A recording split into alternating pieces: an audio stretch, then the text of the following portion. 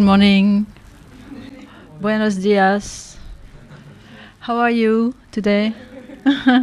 Welcome, everybody, and thank you for being here after exams and all. And you probably are tired and want to go home at this point in the semester. So thank you for being here.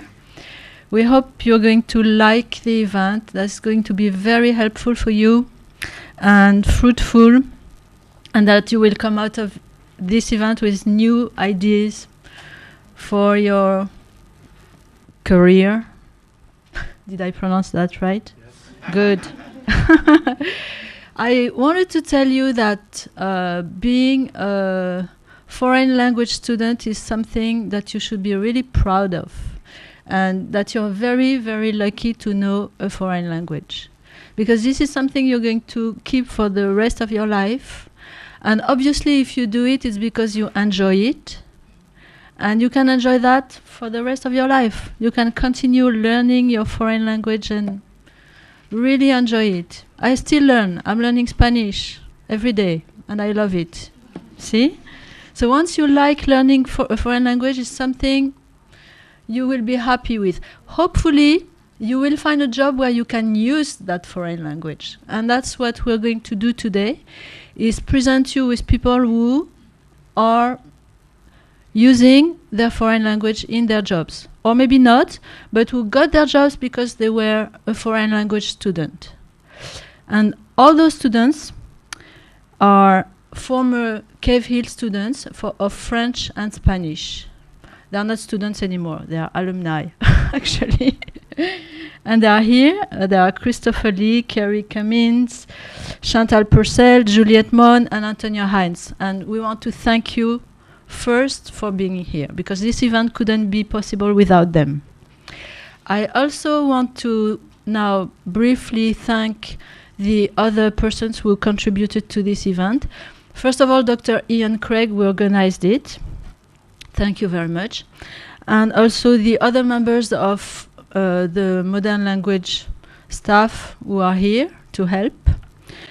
Also the staff of the Office of Student, Corporate and Alumni Relation, Roseanne Maxwell, Sonia Johnson and Tiffany Lowe.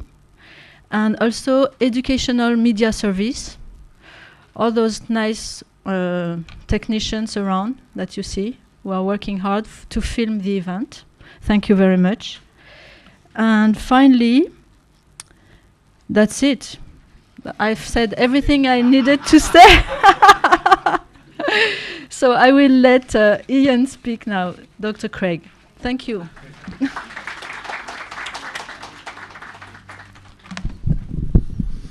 Thank you very much, Isabel. Hello, everybody. Good morning.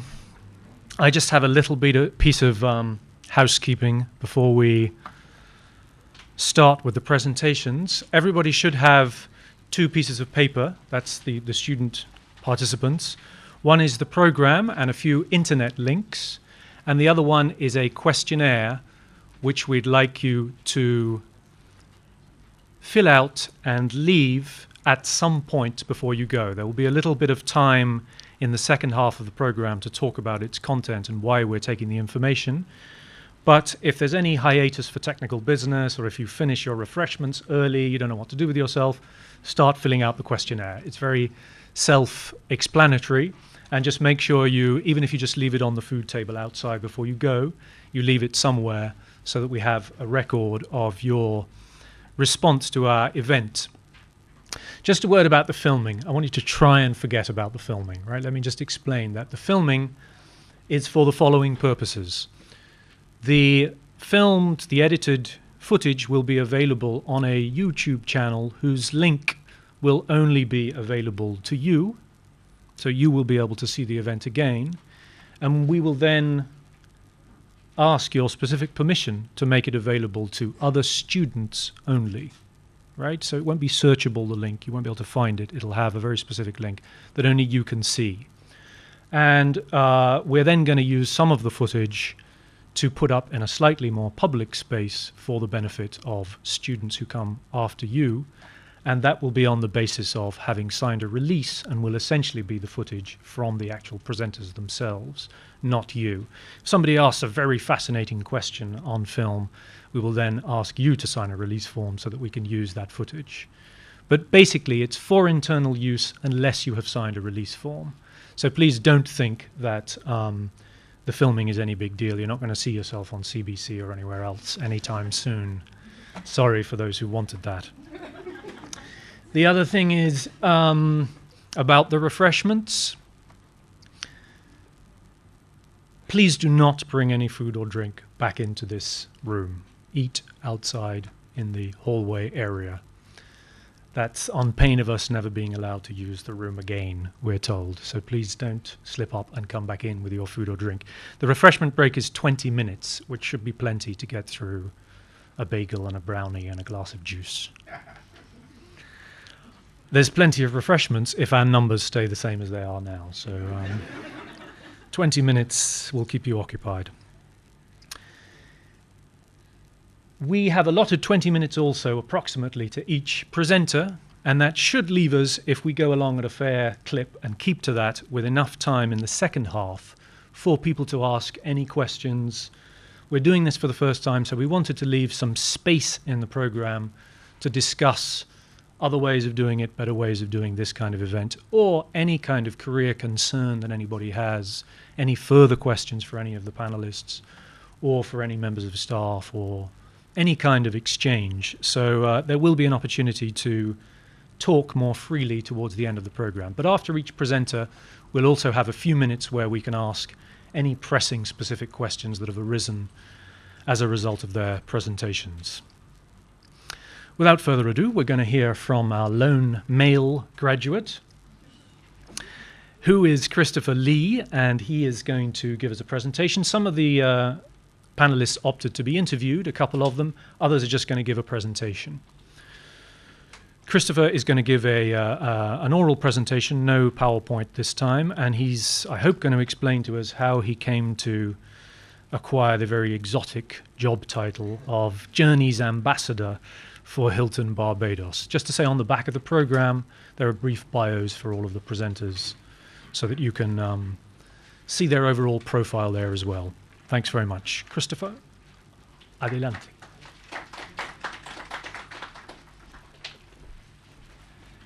Good morning, everyone. How are we doing today?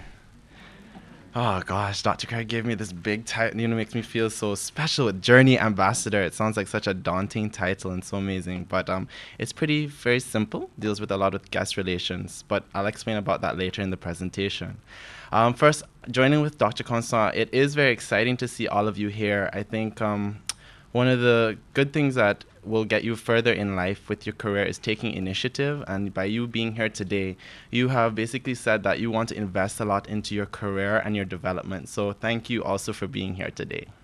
So just a short couple to start with my past, just a short couple of years ago, I think it's about 4, hopefully not too long. I was a UE student. I didn't really know what I wanted to do. I was studying management with French.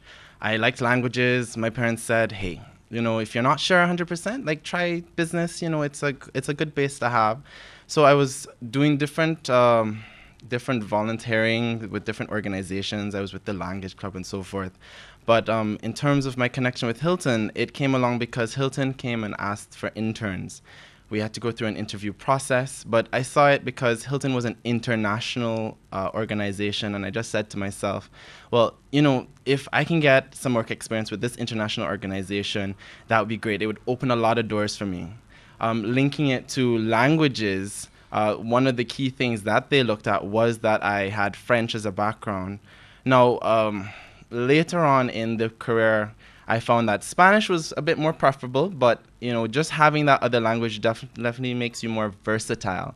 And so it makes you have that mobility factor where they can put you in other environments, especially when there's a need for someone that speaks another language, or if you're going to another country where that language is, whether it be French, Spanish, or English.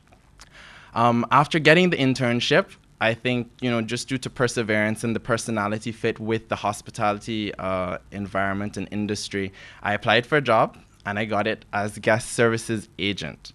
With that, I learned a lot about how an international organization moves across countries and is able to create a certain level of consistency in the environment of certain brand standards, of service, in terms of dealing with customers, in dealing with conflict resolution. And so that's one of the things I found that Hilton really brought to the table. One of the really good things outside of that as well is that Hilton really focuses a lot on training and development for their students for their employees. And so when I was, as a guest services agent, I always found it, I said, well, always looking, what programs do you have? So outside of school, you'll find as you go along that a lot of these institutions, they have those programs there, and that's something also I implore you to ask about, see what they can do to further your development in that particular industry as well. So I heard about this program. It was called the Elevator, which I don't know if anybody was here, but I did a presentation at the university. But it's a management training program that they try to fast track graduates to the management level very quickly within an 18-month period. But one of the key components is you need to speak a second language. Now, the Spanish, again, is preferable because of our region. But again, another language was key. You need to have that. So I for the last 2 years or so, I was really vying. I was trying to find different opportunities. So as a result, I was able to go to Toronto, and I was able to go to New Orleans in trying to find different experiences that would help prepare me for the evaluation process of the Elevator, because they're looking for people with a global scope, somebody that is going to take initiative as you did today and go above and beyond so that they know that they can prepare them to be the future of the Hilton and of the company. Needless to say, I'm in that program right now, but in the interim, I'm also acting as the journey ambassador of the hotel. Now, to explain my role just a little bit, it is a guest relations role. I work with the front office department, and I do a lot of customizing the guest experience. As you can imagine, you meet all sorts of guests, and so with speaking various of languages, so I do my best to try and work with them.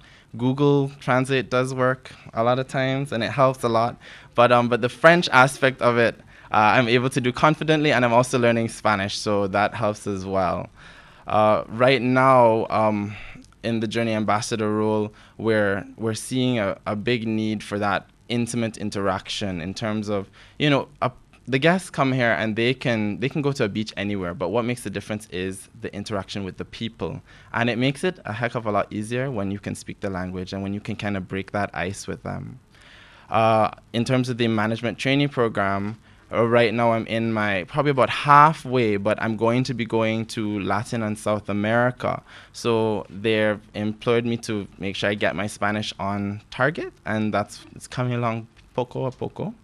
And and so that's where I'm at right now, doing the Journey Ambassador role and doing the management trainee program. I can't stress, as Ian said, that having a language really does open up a lot of doors for you, and especially within the hospitality industry. I don't know how many of you are interested in going into that field, but it really just gives you that versatility, and it creates another level of interaction and experience when you're with people. And also when you go, as many of you hopefully will be able to travel and go to different forums, and you have all these languages swirling around you, it really just is kind of very euphoric in terms of the feeling that you get, and when you're able to interact with people on that level. So that's kind of it in terms of my progression. Does anybody have any questions in terms of the role or in terms of languages and needing it for the hospitality industry? Okay. I'm sure there are some questions. Any of the teachers? First of all, where are you learning Spanish? We're at the Venezuelan Institute, so which is free. So, there should be no excuses there. It's a pretty good program. A lot of it also tries to promote the culture of Venezuela as well. So, again, there's another added benefit of doing that particular program.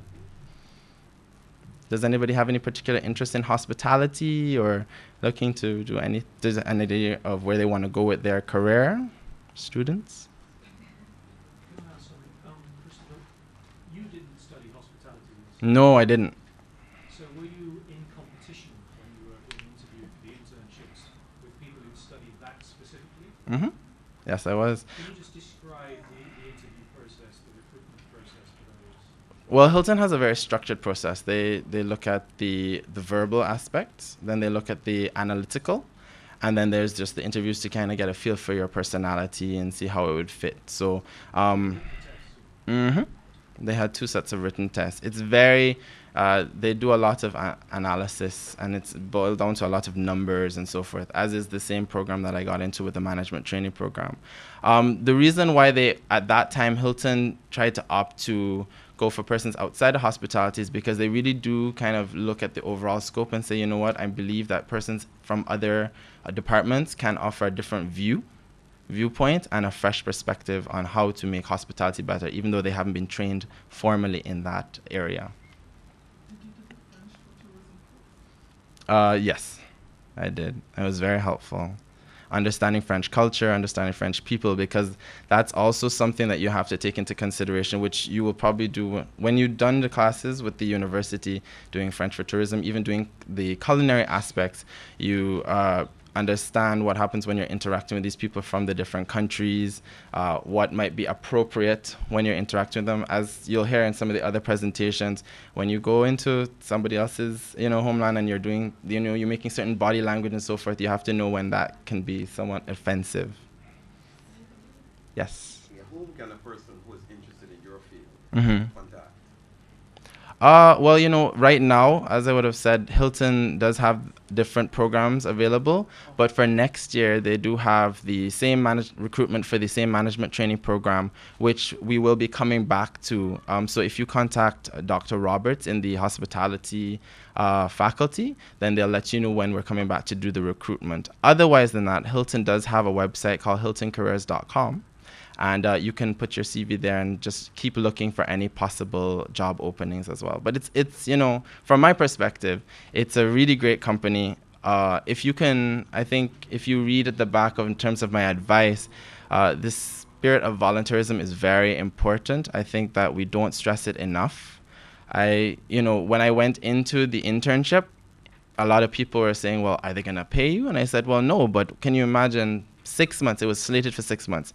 6 months with an international organization, how many doors that can open up for you, especially with Hilton, because, right now, I started with Hilton Barbados, got to work in Hilton Toronto, Hilton New Orleans, and within the next 6 months or so, I'll be going to interact with people in Hilton all over like South America and Latin America. So you really have to just think about the bigger picture and think about trying to get as many experiences and opportunities as possible, and not just limit yourself to just one track mind.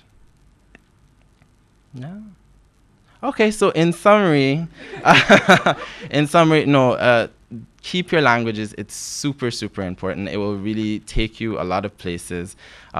Keep your mind open to the different experiences and opportunities out there. Lord knows I really didn't have a focus at the beginning, but I find that the more experiences and the more opportunities you go for, it starts to mold you and starts to give you a feel for where you could possibly go and where you could possibly fit into the global work environment. So thank you very much.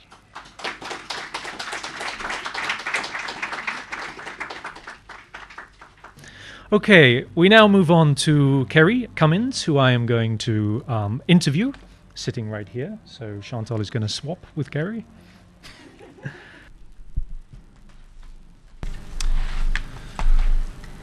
Hello, Kerry. Hi.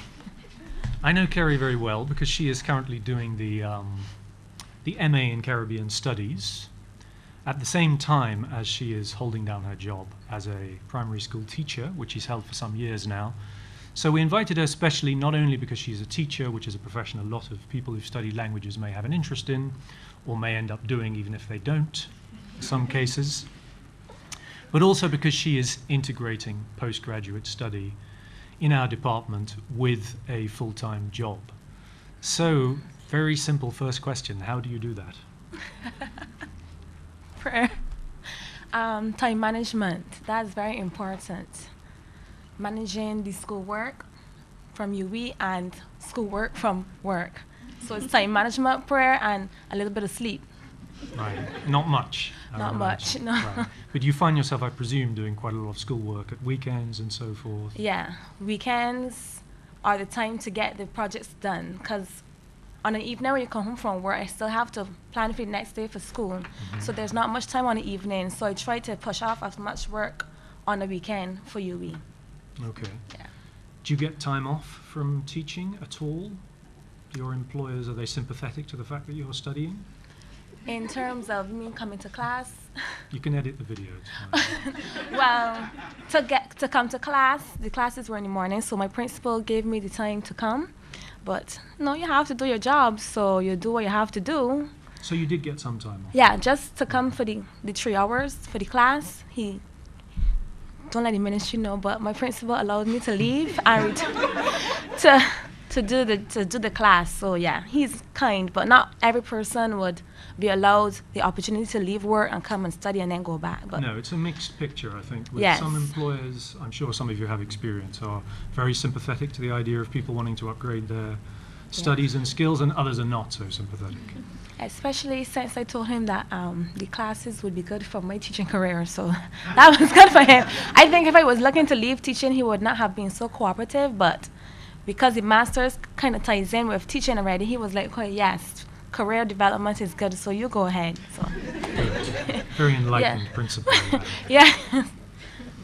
So you don't specifically, obviously, teach languages, because that doesn't happen in the primary school, I don't think, anymore much, does it? Well, yes, Spanish is taught in the primary schools, but we have, at our school, we have a lady from Cuba. In the primary school, the people from Cuba, Venezuela are teaching the Spanish. Well, that's still going. Yeah, well, yeah.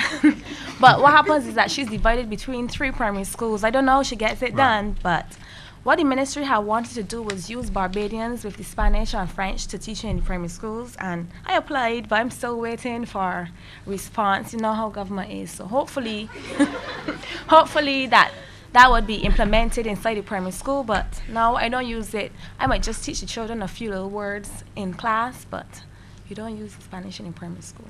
You speak to Marlon Unfortunately. about editing up the video. after. Yes. Did you always want to go into teaching? When you were graduating, were you sure that that was something you wanted to do? Well, I always had a little feeling towards teaching, but when I graduated, I didn't know what I wanted to do. Really and truly, I wanted to use the language, but I tried the teaching and I like it. I don't know. And you're Uh, going to stay in it? You feel it's what you want to do long term? Yeah, I would love to get into the secondary school where you would be able to teach the Spanish every day, or at least teach the Spanish. But I like the teaching, and I would like to stay in this field, maybe go to a higher level. You know, who knows? But yeah, this teaching is for me. Not everybody wants to teach, but that's what I love, so I'm going to stay in the area for now. So what is it you find stimulating about teaching, and why do you think you're suited for it temperamentally? Well, I'm kind of a clown, and the children like that. You have to, no, seriously, you have to make yourself silly sometimes to get up to the children. And in teaching, every day is different. Right now, I have 20 children in my class, so I have 20 different personalities. And every day, you can't have expectations because the children bring what happened at home. They bring everything to the classroom. So every day is dynamic. You have to just adjust. So there's never a dull, boring day in teaching. It changes. And come September, I'll get another set of personalities that I will have to deal with.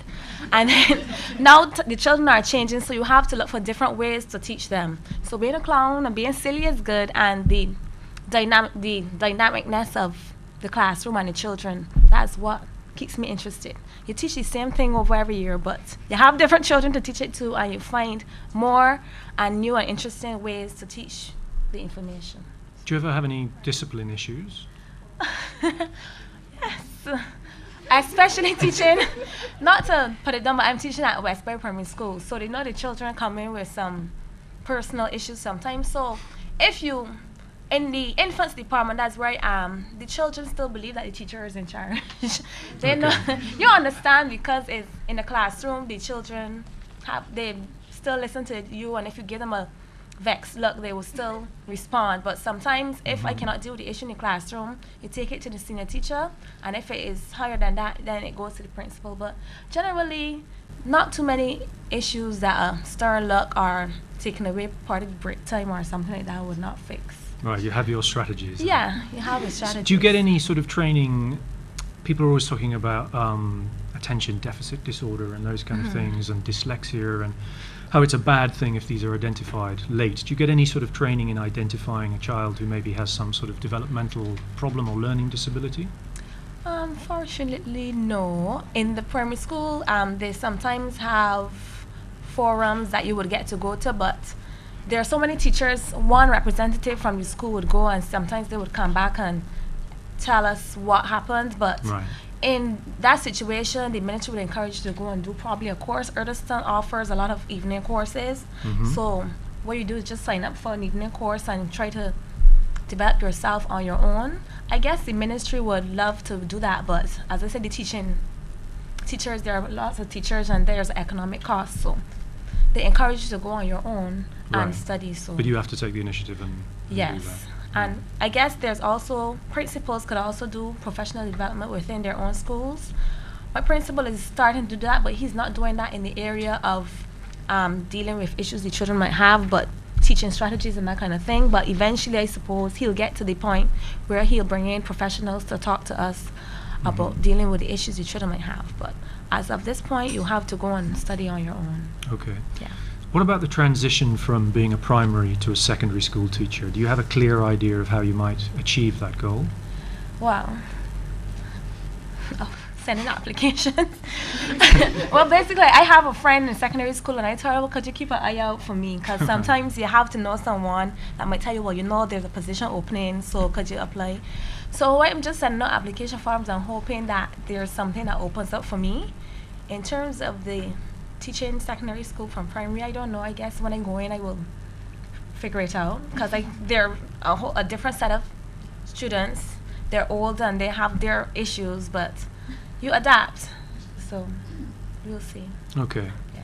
So you keep your ear to the ground, and they're not. These posts aren't regularly advertised on bulletin boards and Well, websites. Not in primary school. I suppose if you, as I said, if you know somebody, will let you know, and their positions open in newspaper. I usually look for them at the beginning of the school year. But what happens? Most of the positions in secondary school open as term positions. So sometimes I guess you don't want to take the risk of leaving Right. a year appointment to teach for a term, because sometimes you don't get back in. Right. Unfortunately, the teaching is tight right now, and sometimes they're not allowed positions. So for me, I don't want to say, but I don't like to take the risk of leaving my year for Sure. a term and then I'm home. So hoping for a year appointment in the secondary school, where then I can hopefully get to stay, be appointed to school and stay. But I just keep looking, checking the newspaper and asking people in the secondary school to give you a heads up when positions become available. So it's always for a term or a year to start off with. Yes. Well, you don't want to appoint a person to a position and then they're not the right fit. So usually... We do that. Well, oops. Marlon. In the No. past, it's happened. No, well, usually persons will go for a term's leave, maternity leave, so you go in. But sometimes if you're lucky, you get to stay on. You might not stay on in the position you were in. Suppose you're going for Spanish, there might be a vacancy, say for social studies, and you might go over, but you're there with the hope that you can teach the Spanish. So, but most of the time, having spoken to teachers that are in the secondary school, the positions don't usually be for a year. You start with a term, but sometimes if you're lucky and the person is retired, there's a position. But there's a lot of competition, so you have to be. It's Yeah. tricky. There's quite a lot of uncertainty in the process, obviously. Yes. So how did you get your job in the beginning then? Was there, obviously you sent an application, but was there a long interview? Presumably there were lots of applicants for it. Well, what happens in the primary school, you go fill out the form, you'll take in the copies of your certificates, and you just wait. So then I got a call and said, well, I need to come in for interview, and it's this group. You sit on this big table, and they're like almost 10 people asking all kind of questions. You're like, mercy, how am I going to get through this? So then you do the interview, and you say they will give you a call. I did my interview, and they called me back the next day, and I went to work the following day. So I was kind of lucky. I don't know how it is now, but you just fill out the form and you call and make them miserable. School supervision, you call and make them miserable. Do you have any vacancies open? And maybe when you call, they say yes, or they say, well, we are working out the reassignments now, and hope.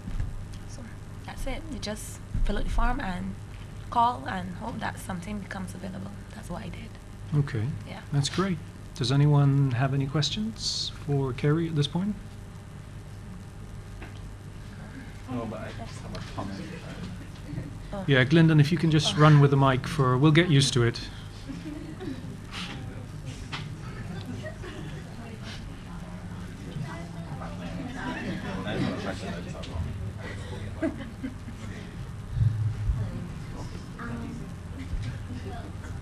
No, I think it's taking the sound, so I don't think it'll allow you. Would you have to refresh your language skills in order to teach effectively at the secondary level? Because one was, not to sound offensive, but Yeah. I mean, if you haven't been studying languages for a while, how do you think that you would be able to use those language skills effectively at secondary schools? Well, what you have to do is you have to keep yourself refreshed. Read internet, go on into Spanish internet sites, I try to talk to myself in Spanish. I don't know. Yes, you would have to refresh it. Very good thing to do. Yeah, when you go into the secondary school, you know the children are sharp, so you have to be on the game. So yes, if I'm going to secondary school to teach Spanish, I would want to keep myself abreast. I would probably, if I know beforehand, I would try to maybe do a course. I don't know. Venezuela Institute, I don't know, refresh myself, find somebody to talk to, take a trip, something to get the Spanish back up. But when you start back to use it, it comes back. It never truly leaves you. So once you get back into the situation of using it, it will come back. Yeah. Take a trip's a good idea. Yeah. Like that, 'cause it gives you that Yeah. really kind of intense Immersion. immersion. Yes. Even if it's just like a few days in Puerto Rico or something. But at least take a course is a good idea. Yeah. So something a little bit structured that makes you at least feel in yourself, okay, I've prepared myself now Yeah. to face these people who are going to try and catch me out. Yes. The teenagers. Any further questions for Kerry? Go ahead. Just Carrie, how do you hope your MA in Caribbean Studies is going to help you with future endeavors you might have? Okay, well, as I said, I would love to get into the secondary school teaching Spanish. So I just actually did a course with Dr. Constant, teaching second and foreign languages. And it gave me a lot of skills that I would love to use in the Spanish classroom. So just the courses, they give you skills that you add to what you already have and use them in the classroom. And hopefully maybe I'll get to teaching second and foreign language, teaching English to speakers of other languages. Because who knows, I might leave the secondary school and go and teach in another country. I like the teaching area, but not necessarily I'm going to always stay in Barbados. There are other opportunities in teaching outside of Barbadian classroom. So I'm not going to limit myself to secondary school and never look for anything else. So I'll use the skills that I'm acquiring in the masters in whatever I do in the future. Thanks. Okay. Bernadette, you have a question? You do teach at secondary school level? No, primary, but I'm not yet. hoping to get into the secondary school. Okay, well, Yeah. perhaps the question is irrelevant, but for the others who do and who are going to address us, I just wanted to know what you thought of the teaching material you have to work with, the textbooks and so forth. Oh. For somebody who's teaching a secondary, Oh, that's okay. for later. Okay. I don't know if there's anyone. Yeah. I guess mine is not a question as much as it's just to follow up what you said in terms of being determined. You know, you're coming out of university and the jobs are scarce. You will hit a lot of blocks, but it is so important, as Carrie Carrie would have said, that you just have to be very persistent.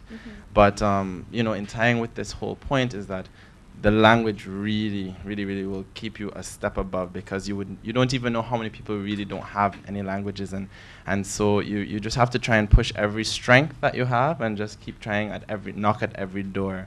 But the international organizations such as Hilton really are looking for very vibrant, determined persons that are innovative and persons that are willing to go above and beyond, and so that's where the volunteering in the in other areas as well helps too, because it shows that that person is willing to open themselves to any sort of experience and opportunity possible. Just just before you ask your question, this is your chance for networking also. You must have realized that, huh? You can talk to Chris and Kerry. Yeah, sorry, me again. Are there any teacher training programs for language, for students hoping to teach languages? Not that I'm aware of specifically for language. You can do the diploma in education, and as I say, it would furnish you with skills that then you would apply to your language skills. It's not saying this program is for people that teach languages, but it's a general program, and then you take from it what you need to apply to your teaching of Spanish or French or whatever language you speak. You did the diploma, right? Yes, I did the diploma in education. And it was yes. specifically directed towards primary school teaching Well, at the time? Or? As I'm in primary school, I did the diploma for primary school, but there's one for secondary school as well. Right. But I could use the primary. I wouldn't have to retrain when I go into the secondary school because the principles are basically the same. But you do the diploma in education for teaching, and the courses that Erdeston would offer on an evening, they're reading courses and different courses, and you take those skills and apply it to your language teaching. I'm just going to say something about Kerry being a clown, and a couple of other things that Chris also mentioned about being determined, vibrant, and about his own good fit with the hospitality industry, which wasn't something that he specifically studied to work in or knew that he was going to like even. And that's the whole issue of temperament. You know, we tend to think that certain types of studies fit with certain types of career, but at least equally important is what your own assessment of what your temperament is. And there are various online tools and professional sources where you can get some kind of personality test that will assess your temperament in a fairly crude way often, but it'll give you some idea of what kind of temperament you have. And that's a very important variable, I think, because it also fits in with what we've been saying about trying out things that you don't necessarily know if you're going to like or whether you're going to be good at. Stumble in and fail at a few jobs. Yeah, we, the older amongst us here, have some horror stories about grim jobs we were not suited for. And those experiences are incredibly useful because you can then exclude them. You know, because I had this image of myself when I was like your age as looking something like Chris with a suit on and looking very sharp and being a bit of a man about town and somebody who understood the corporate world. And, you know, that really wasn't me, but it was what I thought I might like to do, right? So I tried to work in an office environment I lasted about 3 months in 2 different offices, about 6 weeks each. And I hated it. And that was incredibly useful because push that aside, go and do something else with yourself because you don't like it and you're not good at it. And, you know, I now don't have any kind of hankerings of having a different sort of career that I might have had I not tried it and failed at it. So, you know, by all means stumble into things and mess it up and come out and start again, you know. If you mess it up that badly, the chances are you aren't burning any bridges. You weren't suited for that anyway. Anyone you've insulted or disappointed is not going to need to be impressed by you in the future anyway. So what it doesn't mean, temperament necessarily, is you must be an extrovert. Doesn't mean that, right? Introverts are better at some types of jobs. So you don't have to worry about whether you're an outgoing person. You know, it probably helps if you're outgoing for Chris's job to some extent. And for Juliet's job, for example, and all of them. But there are other very successful careers and extremely successful, rich people who define themselves as introverts. People like Bill Gates, for example, who is a classic introvert. And there are certainly careers in languages and things like translating and so forth that a more introverted personality is actually an advantage for. So you mustn't worry about being one temperament or another. It's just important to know yourself in order to start fitting yourself to certain environments. And, you know, if you go into your work environment and you just hate it, you find you don't like the other people around you, they don't seem to be people like you, or you find it very exhausting. You know, I was in an open plan office And I'm basically introverted, and I like to shut myself away. If I have lots of stimulus, I get tired very quickly. And so I would just be exhausted doing this, with people shouting over me and things, and, you know, things going on. A very trendy office I was in with a basketball hoop in the corner and stuff. And I hated it. I wanted to crawl into a hole, you know. I'd go and hide in the bathrooms. And, you know, it was a good lesson for me, that. So the environment you work in is important too. You don't have to be, you shouldn't be unhappy in your workplace. But it's okay to go and do some things that make you a bit unhappy so that you can exclude them and move on. Without more ado, we will now go on to Chantal Purcell, who works with Gildan Activewear. Thank you very much, Kerry. Chris has to leave now. He's working today. Final round of applause for him. Thank you so much.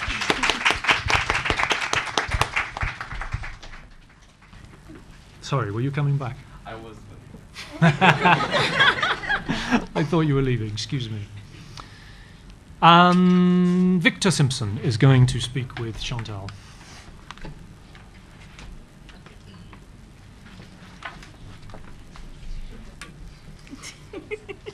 Thank you very much, Dr. Craig. Good morning to everyone. And it really is a pleasure to see you all here. Some faces that I don't know, actually. And when I introduced myself to Christopher earlier, I said, I never taught you. And of course I never did, because he was doing French. I was struck by what Dr. Craig was saying just now about temperament fitting with jobs and so on. And as he said that, I remembered something that is not the same thing, but as I look out on all of you, graduates and potential graduates in modern languages, I remember a conversation I had with one of my colleagues here, who has since retired after teaching here for more than 30 years. He did not teach in the area of foreign languages, but he's had lots of experiences in the university, so he understands some things. And I remember him telling me that historically it has been found that, at least within the Faculty of Humanities, the language students, the foreign language students, tend to be, generally speaking, the brighter students. Now, you might not think that of yours. But I think that's something for you to, that's worth you thinking about when perhaps you may not be as satisfied as you would like to be at your performance in some area. It seems to me that one of the most challenging programs we can do here is this double major in French and Spanish. And it is the only program that I know where you don't have scope to do electives. You just have to be grinding down all the time. And that takes something. So if you want to feel discouraged sometimes at what's happening, remember that you are among the brightest, and that you are more likely to succeed than otherwise. Morning, Chantal. I remember teaching you. Yeah. And it is my job to encourage you to share your experiences with this group. I noticed that you have quite an interesting job title: Coordinator, International Markets, Trade Shows. Most of us probably don't know what that means. So the first thing I'm going to ask you is to tell us, what is this job that you have? Well, basically, it's a fancy title for a marketing coordinator, basically. Gildan has different markets that it caters to, and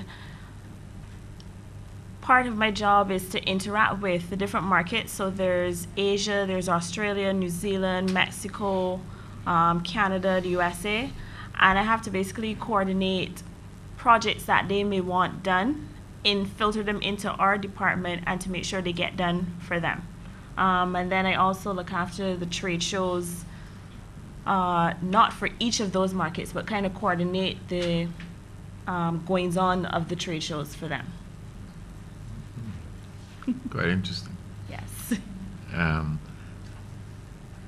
Is there anything about your job that you don't like?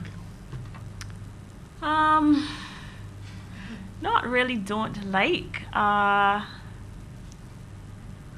Let's see how to put it. There are lots of, it would work if things could go smoother, having to do with so many markets. There's so many people that want things done, and it seems to happen all at the same time. So it would help if they could actually, if they knew in advance, then they could, you know, things don't ever go the way they're supposed to go. If the people knew in advance what they wanted and give us a decent time frame, then we could work with them. But usually everything is like a rush, and it kind of makes you go like all crazy, you know. In January, for example, we have to put on like 4 trade shows in 3 different markets. And it's kind of hectic because you're not even in Barbados, you're actually somewhere else in the world, in a different time zone, dealing with something that's happening in Australia. And it's kind of crazy because to think of the time that you have to respond to the people in Australia or New Zealand, you're in California where you're 4 hours behind Barbados. So already it's like a different, you're battling with time, basically. That sounds exciting, though. It does, but it gets tiring because there's no sleep. Okay. So. You had difficulty identifying what you didn't like about the job, which to me suggests that there must be a whole lot about the job that you like. There is. I get to meet a lot of new people. I travel to different places, so I've been all across USA. I go to Mexico, met lots of people there, not only from Mexico, but from different parts of Latin America. I've been to Europe with the company as well on a trade show, met lots of different people, had to use my French, which was very limited. It was because I was going to get lost, so I had to ask where the hotel was. Haven't been to Asia, Australia, or New Zealand yet. Don't know if there's an opportunity to do that, but I have met them. They have come to Barbados and I've met them. So there's a whole lot of interesting stuff. You get to meet new people, new personalities. So. Want to switch jobs? No. To what extent do you find that your training in language helps you to do your job more effectively? Let's see. Well, with Mexico, I can say that it was easier to be able to speak to them. I mean, I don't know if any of you have ever met Mexicans, but the Spanish we know, when you actually speak to a Mexican, it just is very different, and then they have different accents depending on which part of Mexico they're from. So it takes a bit of time, but it's actually easier to talk to them about certain things. Part of my job, I have to interact with the booth builders, the persons who build the stands. So it helps that I was able to speak Spanish as opposed to my other colleagues who don't speak a language. I was able to speak to them and to get certain things that we wanted implemented in the booth done, so it was easier to have that. Even in the USA, when we go to shows, there are lots of Latin Americans that actually live in the US, and because no one else in the booth speaks Spanish, they usually have to call on me to try to translate what the other person is saying. So everything you have said so far sounds real exciting. It can be, but it's also tiring, because imagine having to travel to all those different places and then you end up in a different time zone, and then you kind of have to, because when you get there, then you have to work within the next day, and sometimes flights may be delayed, you may not get to the location on time. We may have forgotten to print something when we actually show up at the stand, it's not there, and then you have to go and work overtime to try to find someone to actually get it done for you. So it's exciting, but it's tiring. Cast your mind back a few years, sitting in this 3rd year literature class. No.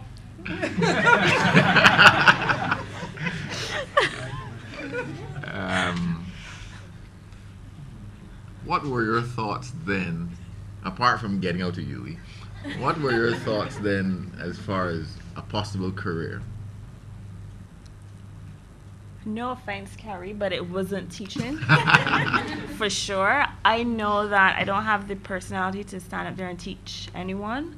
So I figured whatever I did, I wanted to use my language, but still work in a corporate environment. So even if it meant that I had to go to another country and probably live in another live in a Spanish-speaking country, speak Spanish, but use my English, then whatever it was, it just wasn't teaching. So you didn't have specific career goals at that time? No. At that time, I was actually a customer service rep at Gildan. So from that experience, I figured that I liked what I was doing, working in the environment, and I was getting to use my Spanish a little bit, and I figured that whatever I did, I wanted to be in the corporate environment, at least interacting with people and using my language if I had to. But I wasn't sure what I wanted to do exactly. What would you say were some of the main skills or attributes that you had to bring to bear to get you from that temporary or part-time job at Gildan in the last year of school to where you are now, seemingly quite settled in this job? Well, like Christopher mentioned before, wanted to get out there and try new things, being persistent and being determined to want to experience new roles. So when I applied for the marketing position, I knew nothing about marketing. Actually, marketing was one of the courses that I got the lowest grade in, and I was surprised that I actually got in to do marketing because I'm doing my MSc in marketing, and I was actually surprised that I was able to get in to do it, because when I showed them the transcript, I was like, yeah. But I think you have to be wanting to be a person who wants to actually experience new things, wants to interact with different people and learn stuff. So that's what I was interested in, and I went for it.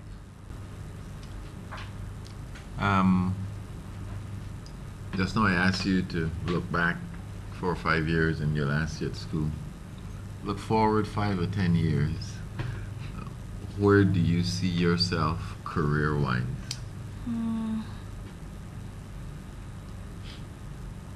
I don't know. I actually have a few things I'm thinking about doing. It may not necessarily mean that I'll be still at Gildan, or it could mean that I'm still at Gildan, possibly in a different role. From studying the master's in marketing, I realized that I really do want to get back into languages as well, so maybe I might go back and do some further studies in languages, maybe translation studies or something like that, interpreting something. And I also always wanted to work in the UN, and I know that there's an opportunity. The UN is actually coming back to Barbados to recruit this year, so maybe I might try that out. Yeah. October? December? I think. Maybe October or December, towards the end of the year. Yeah. We're doing a huge recruitment. Oh, that's quite interesting. So you're looking at a number of options, but Yeah. I don't think that it is lost on us the fact that you emphasize your desire to get involved in language once again.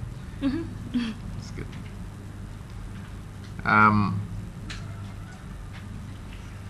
What contribution do you think your experience as a language student has made to where you are now and what you have accomplished in the last year since you have left UE? Do you see anything that you gained by being a language student? Not even just the specific language itself, but the process of being a language student for 5 years, 4 years, whatever, how that influences and helps you now in the career that you are in. I think the other two mentioned it before. Having a language, most people don't have a language. So when you actually apply for a job and people see that you have a language, it helps. They think that you are a well-rounded person, I guess, with having a language, because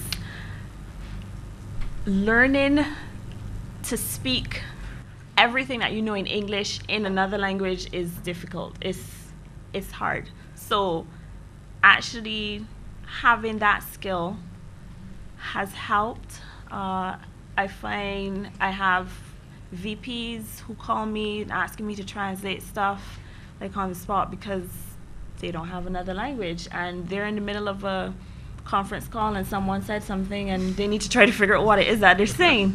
So I think that having the language skill really helps. It can help you in all kinds of situations. So.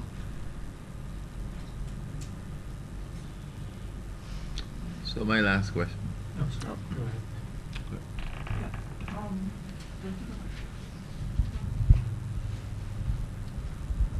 Companies know that they need language competence among their staff, but notoriously refuse to ascribe any importance at all to the skill.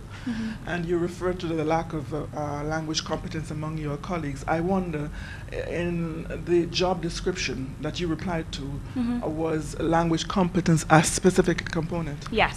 Oh. Yeah, when I applied for the customer service rep, I was applying for the European division.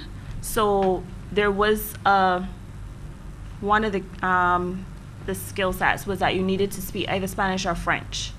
And it so happens that when I was interviewing another colleague of mine who went to school at UE as well, she was applying for the French role and I spoke Spanish, so I applied for the Spanish role and we got it. They actually applied recently. I don't think anybody speaks German, but they had a advertisement in the paper recently for somebody who speaks German, because we recently acquired a company that's German based and they need someone to be able to interact with those customers. So now my last question, Chantel. You look out here at all these graduates and potential graduates in the field of language. What would be your final words of advice, especially to those who are still students?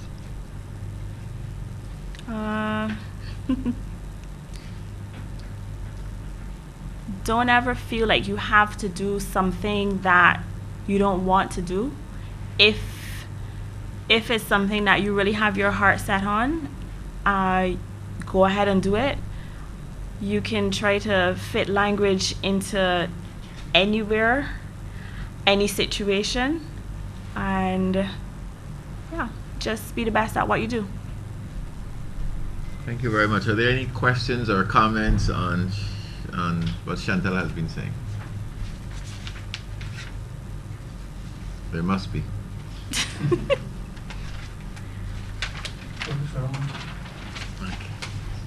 Thank you. Okay, well, thanks very much.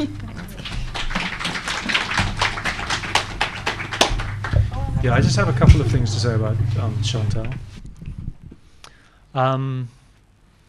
One thing is about, her low grade in marketing.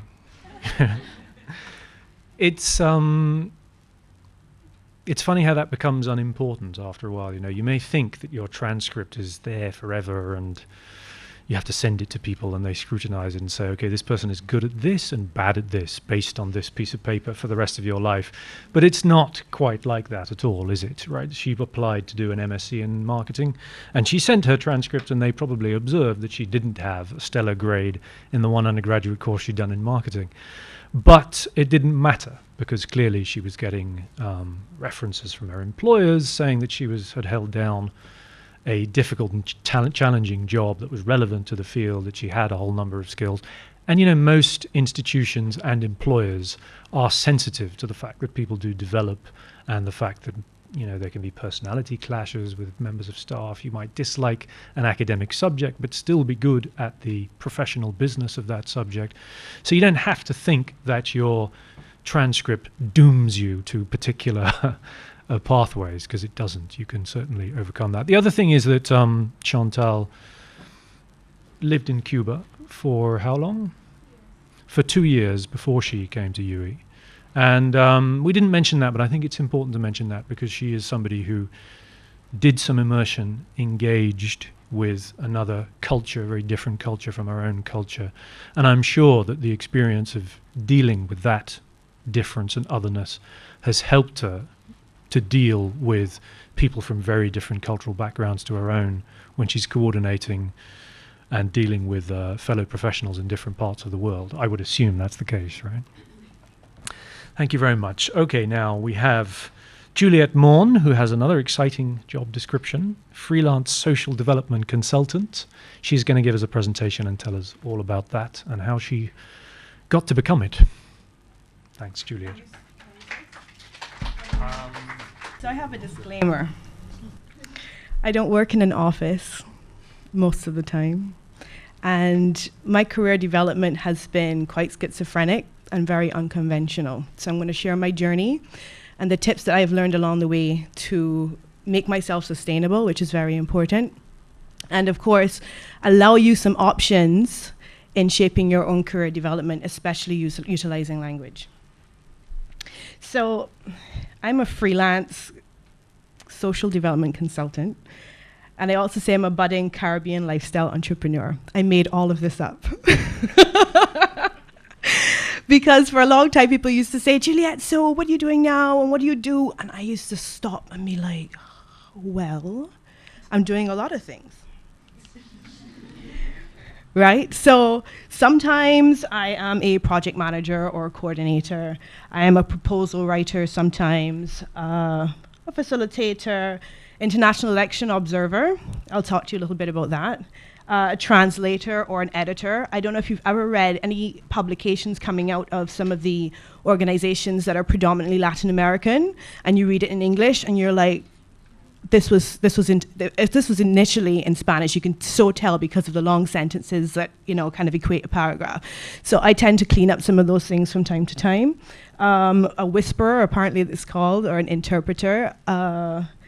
And, workshops, conferences, and of course, being a meeting representative, some of the NGOs that I'm affiliated with. All right, so I'm going to share a few of the tips that I have learned and hopefully inspire you from my unemployment to where I am today. It has been a very challenging journey, to be very honest, because of the boom and bust. Anybody that's consulting would know about this. So at one point, you have this wonderful project and you're getting paid and it's all fabulous. And then that finishes and it's like, what am I going to do next? And then you go into poverty again. And then, so it's up and down and up and down. And it's very challenging. So that's the bad part. But the good part is that, like this year alone, I started off finishing up a project at UNDP. The minute I finished that, I was monitoring and evaluating a project on behalf of one of the departments of the OAS, the Organization of American States. The minute that finished, I was writing the report in Washington because my cousin, who was a neurologist, just had a baby and she had to rush back to work. So while I was finishing that report, I was helping her mind her child and getting paid with it. And I connected with some colleagues that I knew with the election monitoring. They were like, hey, do you want to come to Paraguay? And I was like, sure. So that finished and I was in Paraguay.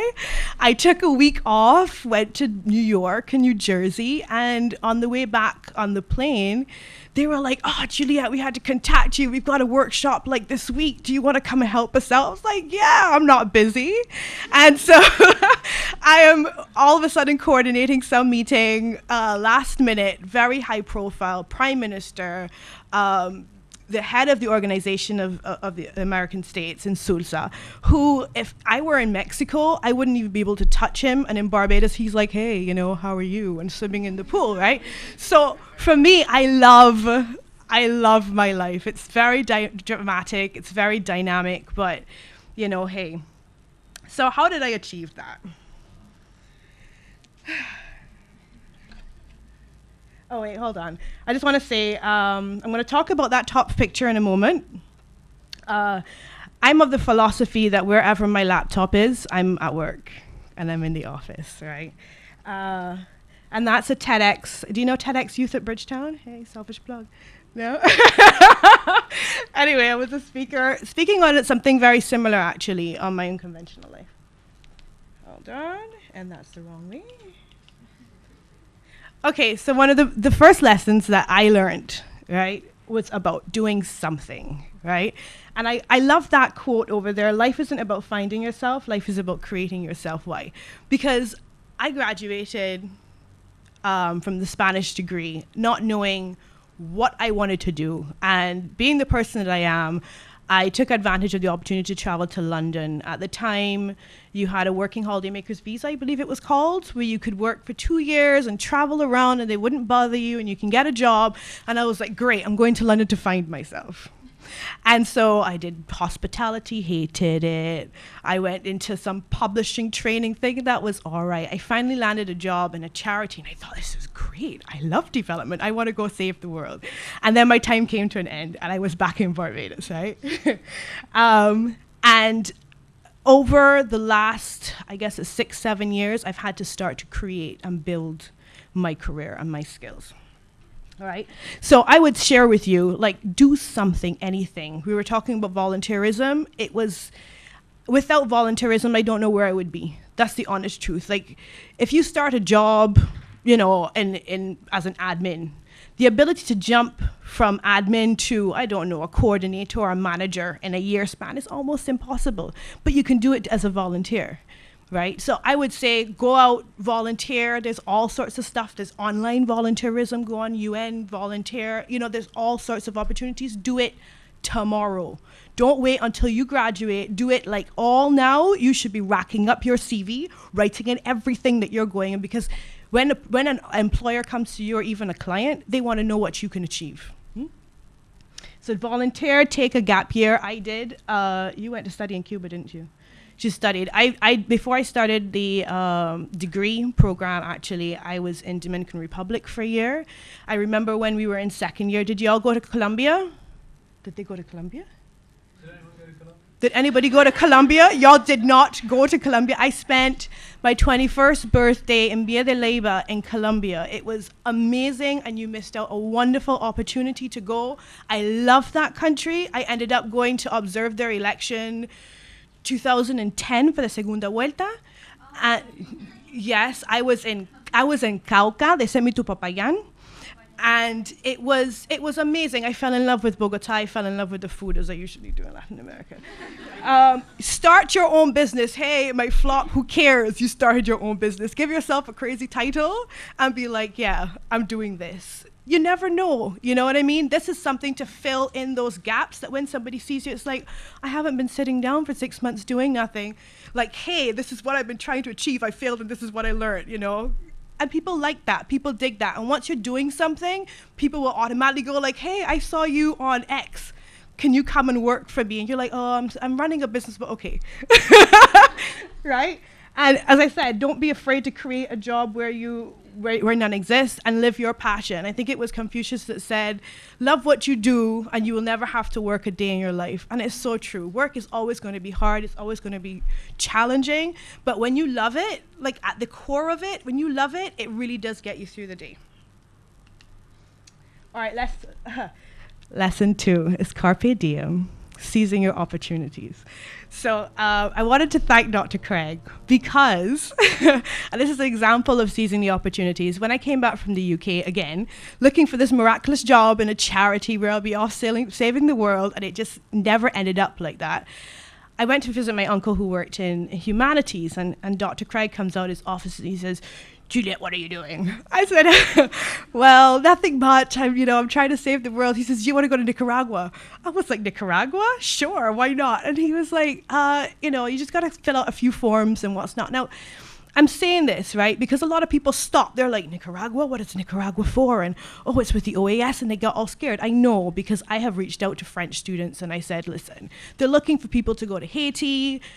Just send in something. It might not come through, but just send it in. You never know. But I took that opportunity. It was, I don't know if you all know Andrea, but Andrea's also another student. We both took the opportunity. We were the only Caribbean people, right? I think it was about 60 or 70 youth observers from throughout Latin America. We were the only Caribbean Spanish people out of that, 2 of us. That was it in the English-speaking Caribbean, right? That was in 2006. That was my first mission in Nicaragua. And I have done, I think it's about 11 with the OAS and 1 with the Commonwealth Secretariat in Tanzania. Right? And that was just by saying, yeah, sure, Dr. Craig, send me it. You know what I mean? Sending it in. I swear I didn't even fill in the whole thing. They were like, hey, you're Caribbean, you speak Spanish, we don't know you, come. And I'm saying this because later on I was able to, when I was, I'll talk about my master's in a minute, but when I was writing my report for my master's, I ended up interning with the same department that does the elections while I was writing my paper. And I came into contact with a lot of people that were like, hey, you know, Caribbean people don't seem to, number one, speak Spanish. And if they do, well, we don't know them. Like, what are they doing? What are their interests? They're not putting themselves forward. And let me tell you something, right? Latin Americans are not afraid to speak on their own behalf. They're not afraid to push themselves.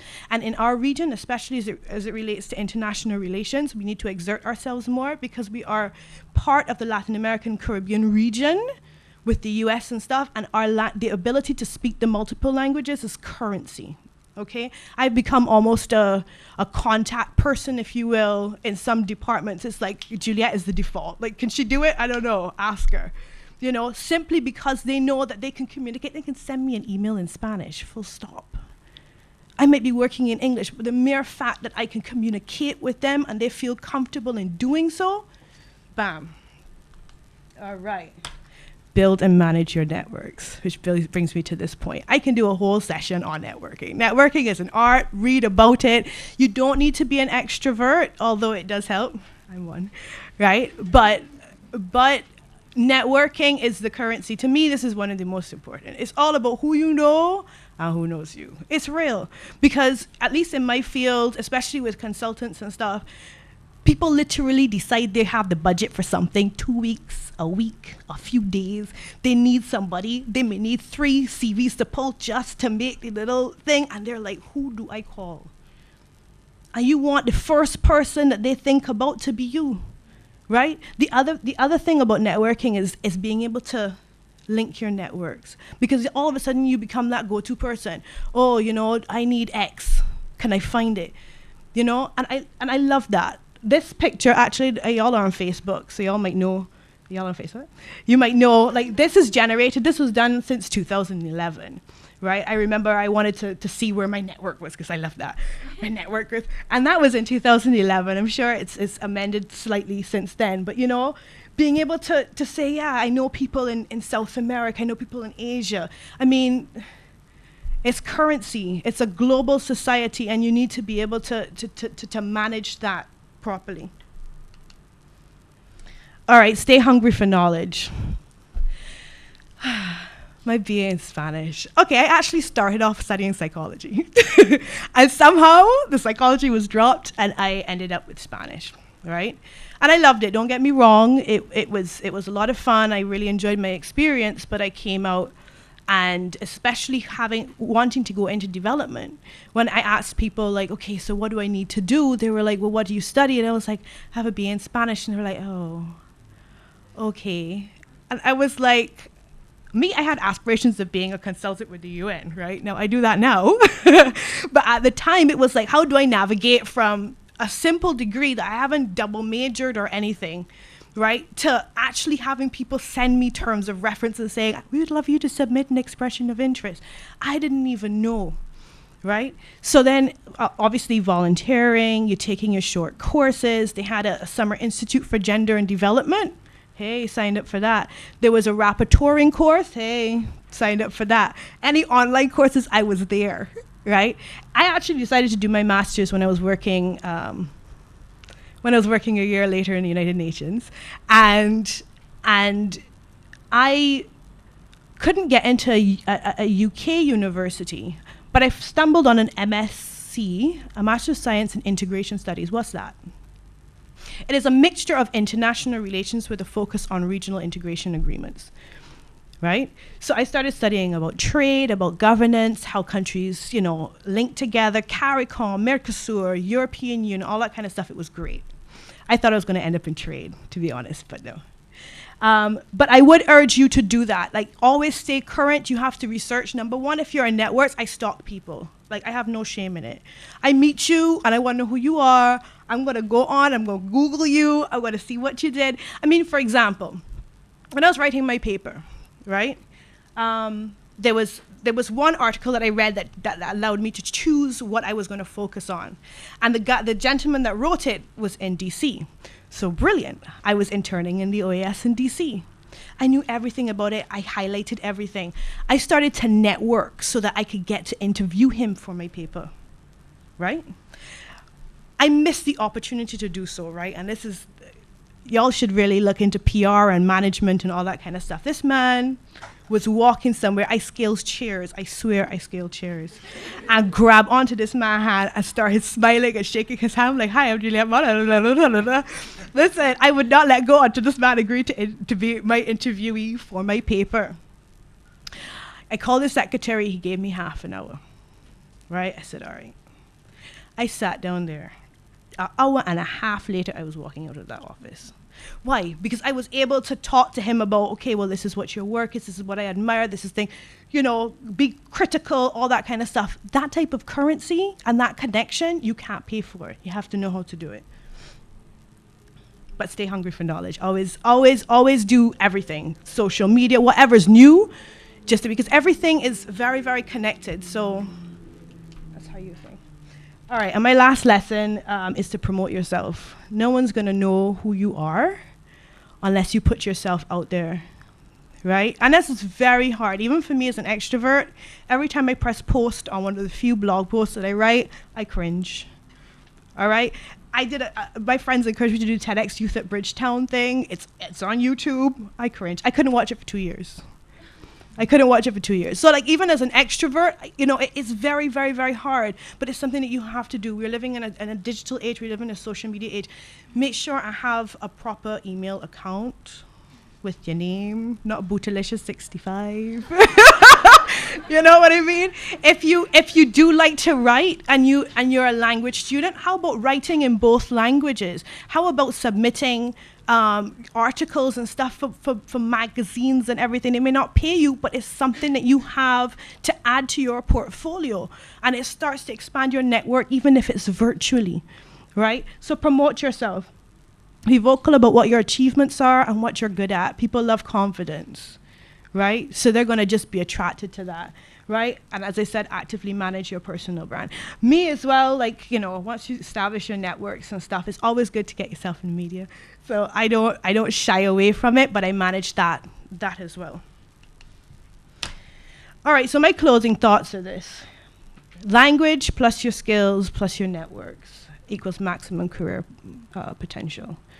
So is it relevant? It is very relevant, especially if it's alongside something that you're passionate about and that you can do, right? And again, your networks, and I mean, the possibilities are endless. I use it informally. I use language formally. I would love to increase my capacity because I've been shying away to, in facilitation and stuff that I've been asked, and I'm like, no, but there's just so much to do. I remember I was in Cuba with a group from the Barbados Photographic Society, and I was the only one that could speak the language. And these people are just like, Julia, I want to go and buy art, or I want to think, can you come and negotiate for me?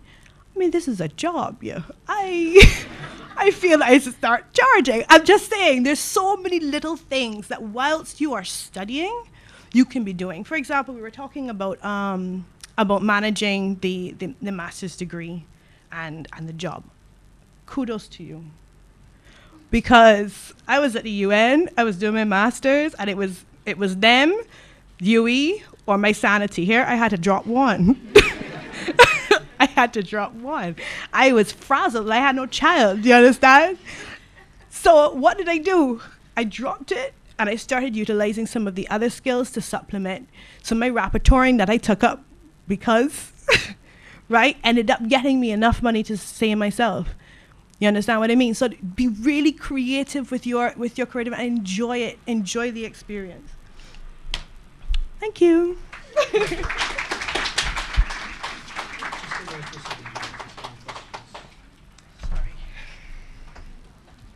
Does anyone have any questions for Juliet? What time is it? Good morning. You mentioned about volunteerism, and networking and stuff like that. For the non-Barbadian student, I know a lot of people would say, do some volunteering, go somewhere. But many of us have student loans to pay as soon as we finish. You have 6 months window probably, and bam, into a student loan. So the idea of volunteerism sounds awesome, but what would your advice be to somebody like that who really wants to do something like that, but is faced with, okay, I have a student loan to pay as soon as I'm finished here? Well, I'm not telling you don't apply for jobs. But it's, I find that once you're out there working, people are more likely to see that you're out there working and see what your skill set is. You're able to up your CV rather than sit at home, you know what I mean? Kind of just staring at a screen. The other thing is that you should be doing it all now.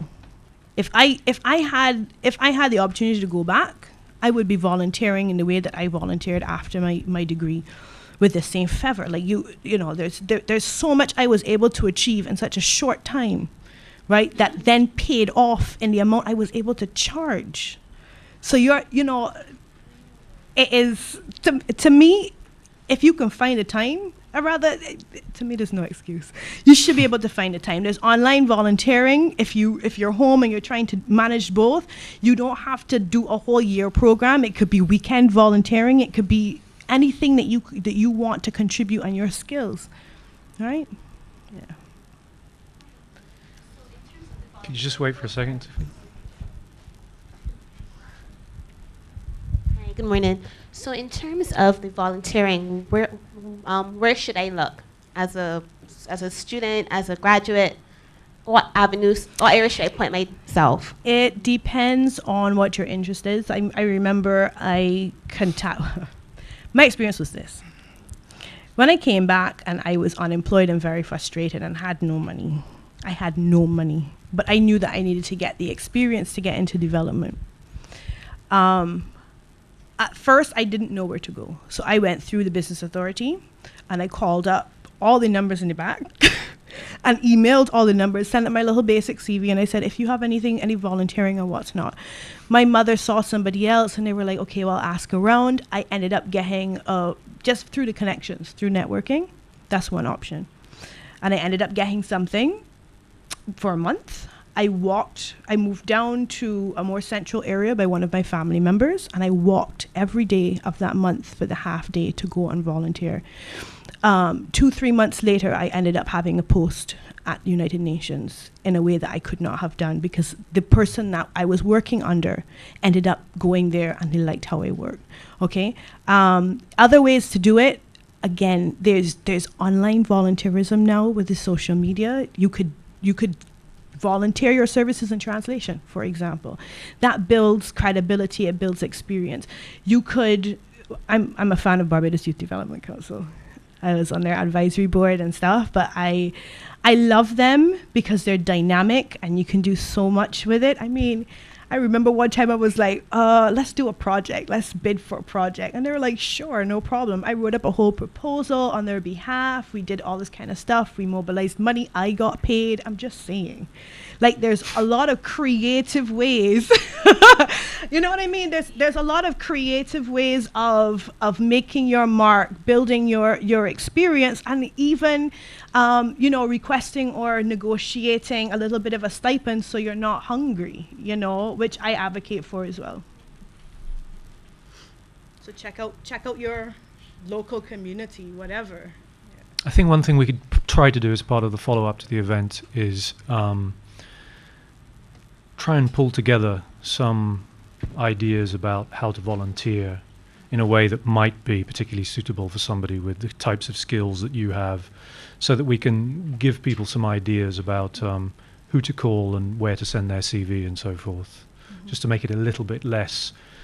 Because Juliet's very good at networking, you can imagine, you can see that, right? Others of you may need a little bit more guidance. She has you saw her network, she has an incredible kind of scattershot personality where she'll do anything, and she's very difficult to say no to, right? She has a very good entrepreneurial personality, because if she's not going to charm you into saying yes, then she's going to steamroller over you. You get the impression, right? So if you're, because she's very, very energetic. So if you're somebody who's organizing some kind of process or needs something doing, then she's obviously a good person to call. She's not going to call you up and say, I had a problem with so-and-so who wouldn't let me. No, she's going to come back after a couple of days and say, I did it. It's done, right?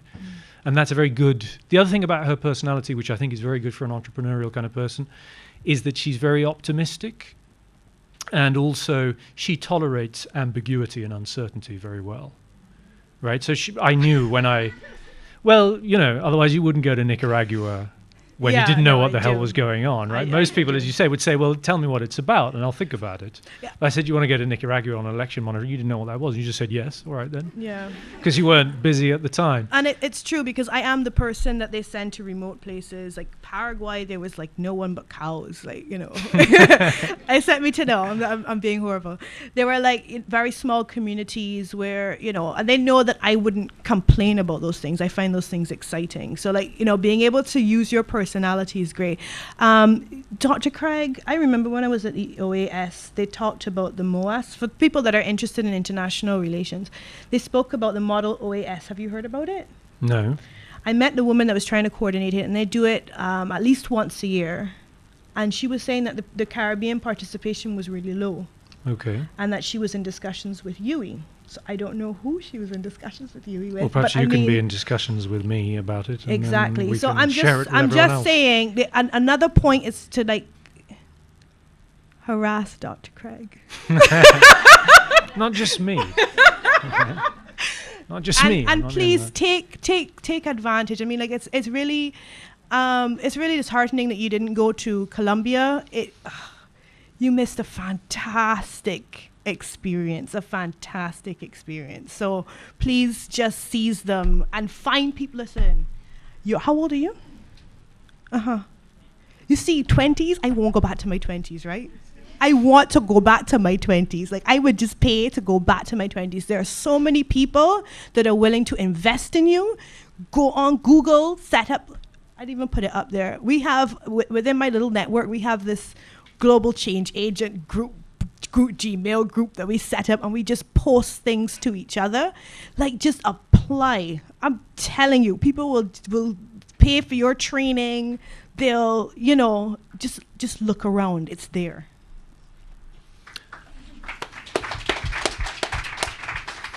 Yeah, I was just saying earlier that Juliet tolerates ambiguity and uncertainty very well, and that is an important thing to have if your income is going to be irregular. When my brief period as a freelance teacher and translator, I wasn't good at that. I was fine when I had jobs coming in, but in those periods where there was a bit of a fallow phase and I wasn't sure where the next money was coming from, I would just kind of sit there and stare at the bills wide-eyed, feeling panicky, and I would really have to push myself to get out there and find the next thing to do. So you have got to be somebody who's prepared to not have a fixed calendar for the next even 6 months a year. There are things on it, but you fill in other things as you go along. Some people are very good at tolerating that kind of uncertainty, and other people prefer something that is more regular. So you need to ask yourself that question. Are you someone who wants a salary, or are you somebody who is okay taking life as it comes, being very, very curious, and having a very exciting lifestyle, but sometimes not much money at the beginning? I'm sure Juliet's going to be very rich and successful. It has to happen. Who's going to stand in her way? It gets better. I'm sure, yeah. So, moving on now, our final presenter before the break is Miss Antonia Hines, who's the guest relations manager at Tamarind Hotel. All right, good morning, everyone. Still morning. Good. All right, I'm Antonia. I'm currently the guest relations manager at Tamarind Hotel. I'm not sure how I can top Juliet's presentation. She has a lot of energy, but I'll try my best. Keep you interested. All right, so of course, persons may want to know when they hear the title guest relations, what does it really involve? And no, it's not just managing the relationships with the guests. I get that a lot, but it's not just that, it's a lot more. As guest relations manager, I also do the role of duty manager whenever I'm at the hotel, and I would have outlined a couple of the roles in terms of what each duty pretty much entails. Now, as guest relations and duty manager, of course, are you familiar with the Tamarind Hotel? Anyone? Well, it used to be Tamarind Cove, but it's now Tamarind. So I would have been there just about 2 years. And as guest relations / duty manager, these are some of the things that I'm responsible for. So I need to develop and maintain relationships both internally and externally with our guests, because it's not only, some persons think that guests just mean persons that arrive on a plane or arrive on a cruise ship, but it's actually also your external customers, locals as well, because I'm sure you've all heard of staycations, most of you. I'm not sure if any of you have actually done them, but that's also another aspect. So it's not only the foreign tourist, but actually your local tourists as well. I also have to respond to any problems or potential problems that could affect a customer, because as guest relations and as duty manager, you're responsible for ensuring that the entire process at the hotel runs as it should. I also observe and manage all of the hotel operations on a daily basis. So I'm pretty much the hotel manager. Of course, in the structure you have your general manager, your deputy, etc. But the duty manager also plays a very big role in that you're the one that's on the ground. I'm not only dealing with the guests within the hotel, I'm also dealing with staff as well. And I'm a pretty small person, kind of short, and can be underestimated sometimes. But yeah, not to be played with. I'm also responsible for conducting site inspections. This it has a little bit of the marketing aspect with it, in that, of course, hotels operate on occupancy, where you can't function unless you have persons in your hotel. We are there to serve persons who decide to come to Barbados, to Tamarind on a holiday, because, of course, they can go anywhere in the world. As Chris would have said when he was here earlier, you can go anywhere in the world. You can go, even if you choose Barbados, you don't necessarily have to stay at Tamarind. You can stay at Hilton, for example. But in terms of how the site inspections work, it's my responsibility that when we have persons who come to the hotel for potential business, they may be thinking of having a group, they may be thinking of doing something special, and maybe considering your hotel as some place that they may want these persons to stay. So when they come, you pretty much have to try to sell the hotel to them, to have them make that ultimate decision that they will be going with you. So there's a lot of customer relations, a lot of marketing as well, that goes into being the guest relations person. Of course, I also manage the concierge department in the hotel. It's a very small department. I always get a lot of slack because there are really only 3 people in the department. Myself, the full-time concierge, and then someone who fills in when she's off. And so they really tell me I don't really have a department a lot, but it still is a very important role, because like guest relations, concierge is also a very important person in the hotel industry, in that you are there to provide experiences for guests. They come to you because they trust your knowledge, they trust that you know what is best and that you wouldn't put them wrong. So it's also a very important role, and managing that process, of course, takes patience, but it's also quite a rewarding experience. I don't know, you can probably speak to my concierges and they might tell you. Hopefully they'll tell you that they enjoy working with me. And then, of course, generally, I attend meetings, all the other stuff that comes along with working in a hotel.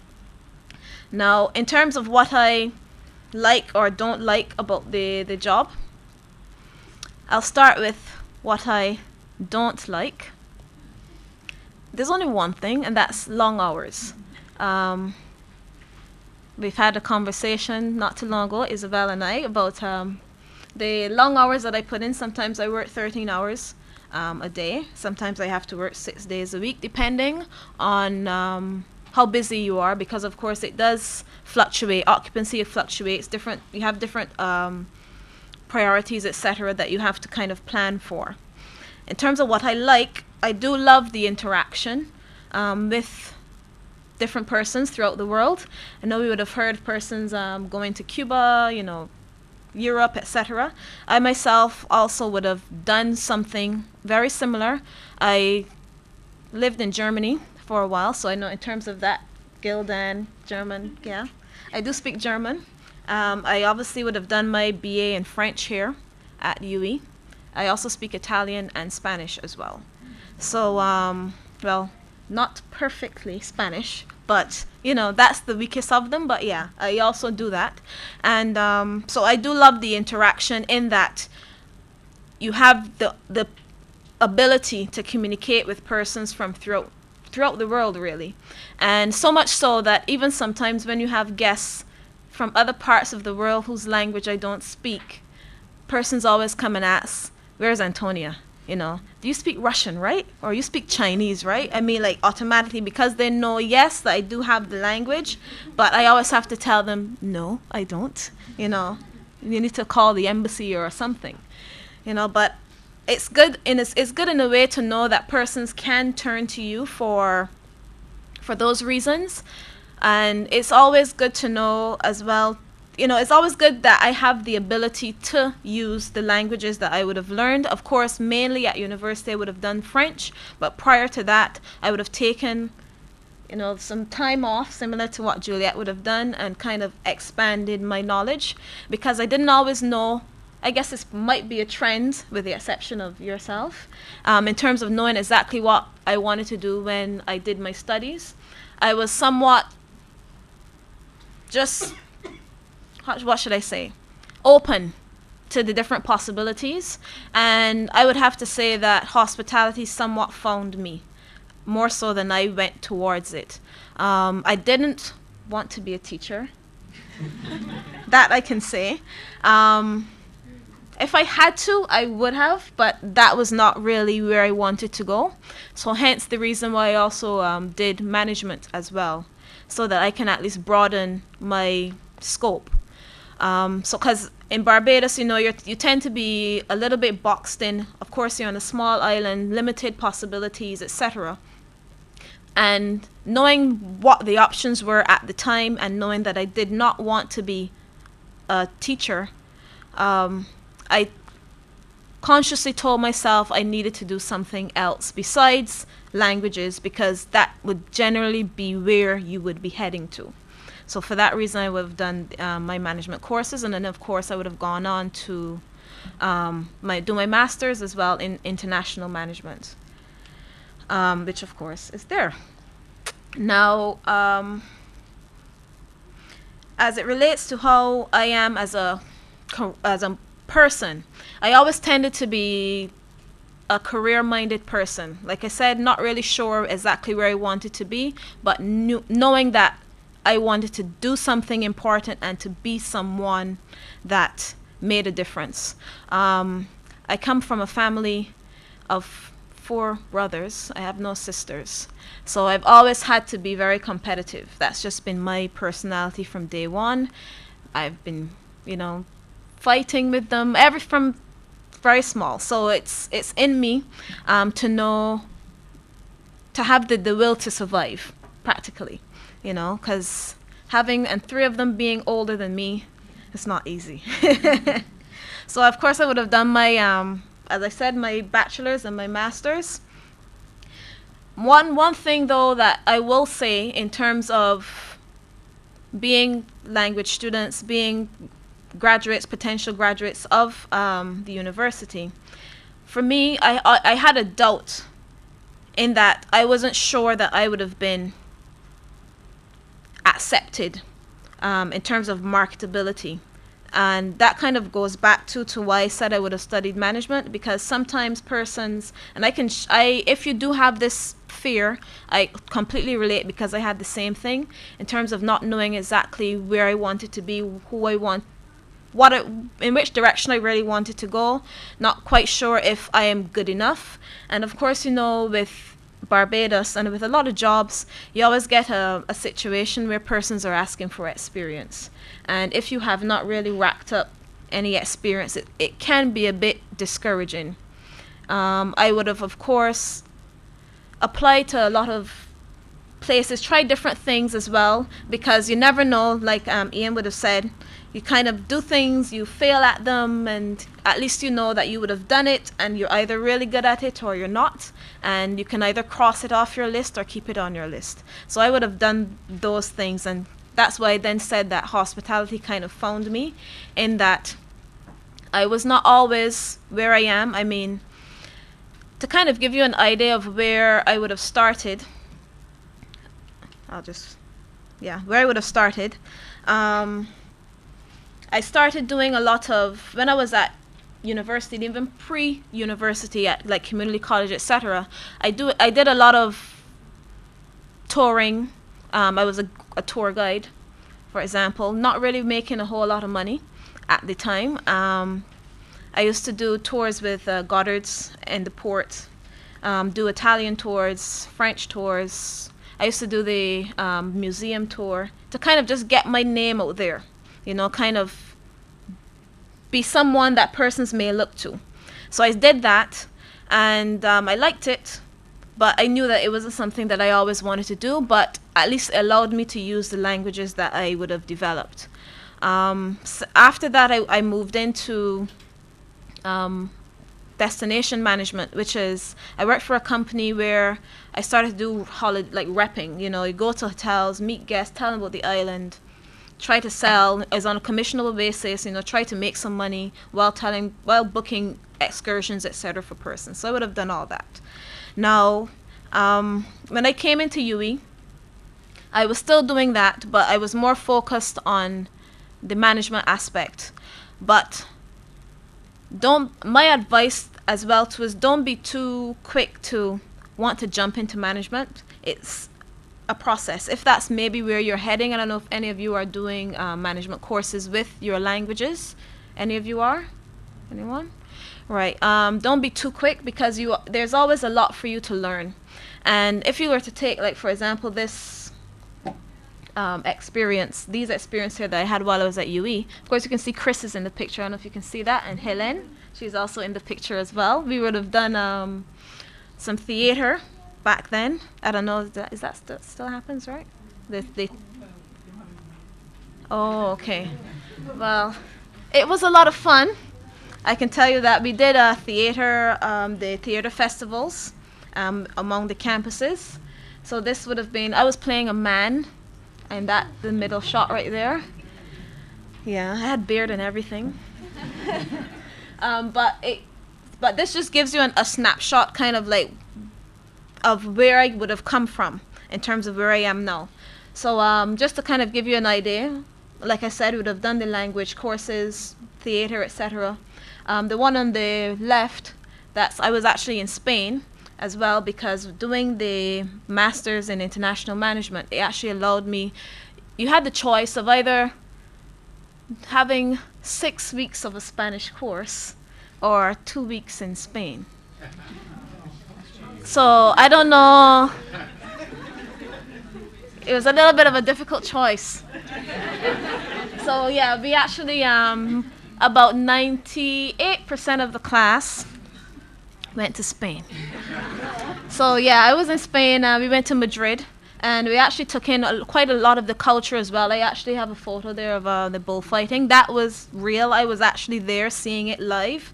It's not for the faint of heart, I will tell you, because they actually do kill the bulls. But doing these things helps you to enlarge in your mind. I would always advise persons, whether you're from Barbados or not, to travel.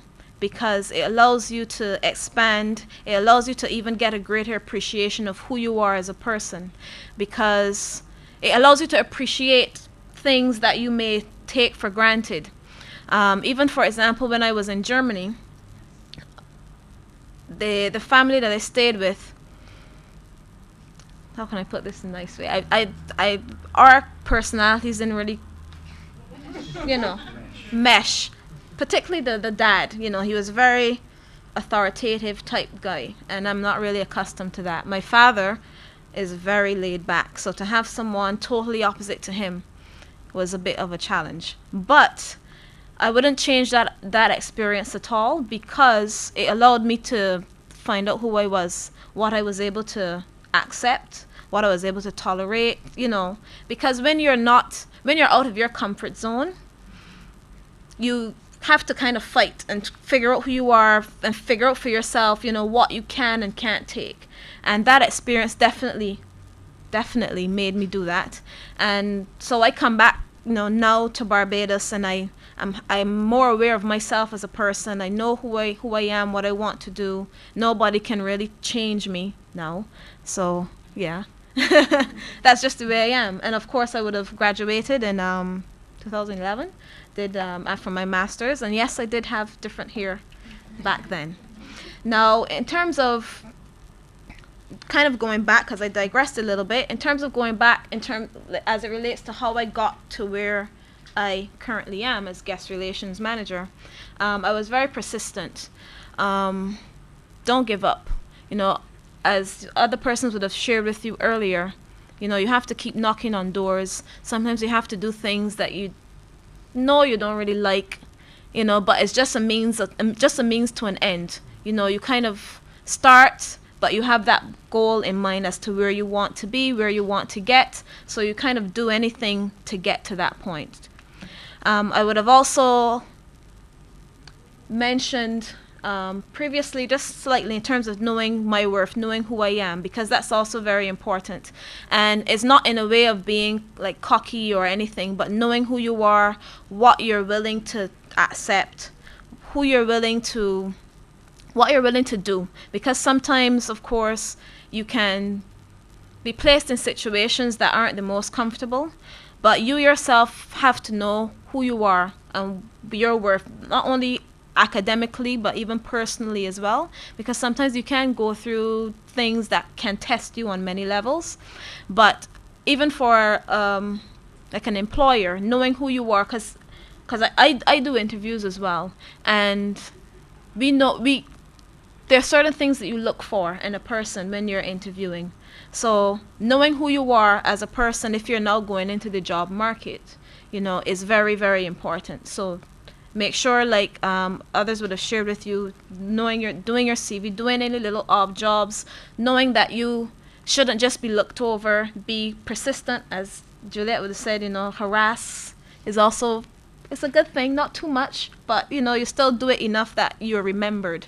And that's also a very key thing. And also having realistic expectations, because I find sometimes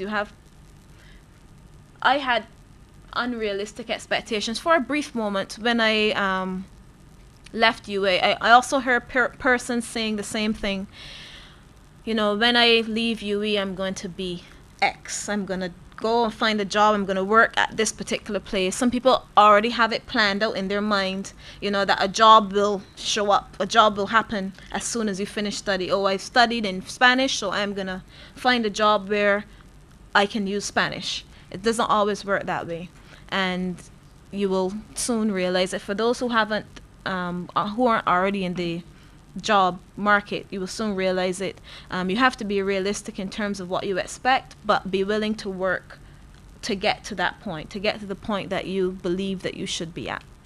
And we'd have mentioned taking risk.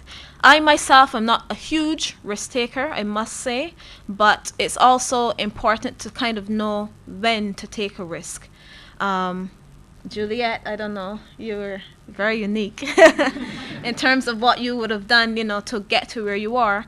But it's also important, that's also part of as well to know when to take the risks, because sometimes they come, sometimes you're not quite sure. sometimes you let things pass you by, but it's for yourself, again, to know where you want to be and be willing or not willing to take the risk. And of course, that also comes with timing as well, because how I got to where I currently am, the reason I have these two logos at the bottom was because I was working at this destination company, West Indian International Tours, working as a rep, subsequently then working as groups and incentives executive, which is a coordinator where you would organize conferences, events, meetings, organize accommodation, all these different things for persons who are coming to the island. And there was a point where I had enough of it. I didn't really want to do it anymore. My heart wasn't really in it anymore. And I was kind of looking for something else to do. And it just so happened that this group that was staying at Tamarind, I went to check in on them for, I can't remember what it was, something that I could have done the following day, but for some reason I went the evening, and this was about 8 o'clock or so at night. I just wanted to get it done because I'm also that type of person. I'm very detailed, I like to make sure I see things through. And while I was there, I met the deputy GM who introduced herself to me, and I'm thinking to myself, why? You know, why did she come and introduce herself to me? I was just at a loss because I went there for a totally different reason, but I was introduced to this lady. And then, like 2 days after, I got a call from the same person asking if I was interested in doing what I'm currently doing. And I honestly didn't hesitate because, like I said, I was ready to kind of go from where I was at the time to the hotel. But the risk was that I had never worked in a hotel before. I was somewhat familiar with the hotel in that the previous job would allow me to gain certain experiences, etc. But I never worked in a hotel before. And similar to Chris, I also never had any hospitality experience or training per se. It's a lot to do with personality, I must say. I generally tend to be a very quiet person. I don't talk a whole lot. Although, in this current role, I find that I have to talk a lot more than I'm used to.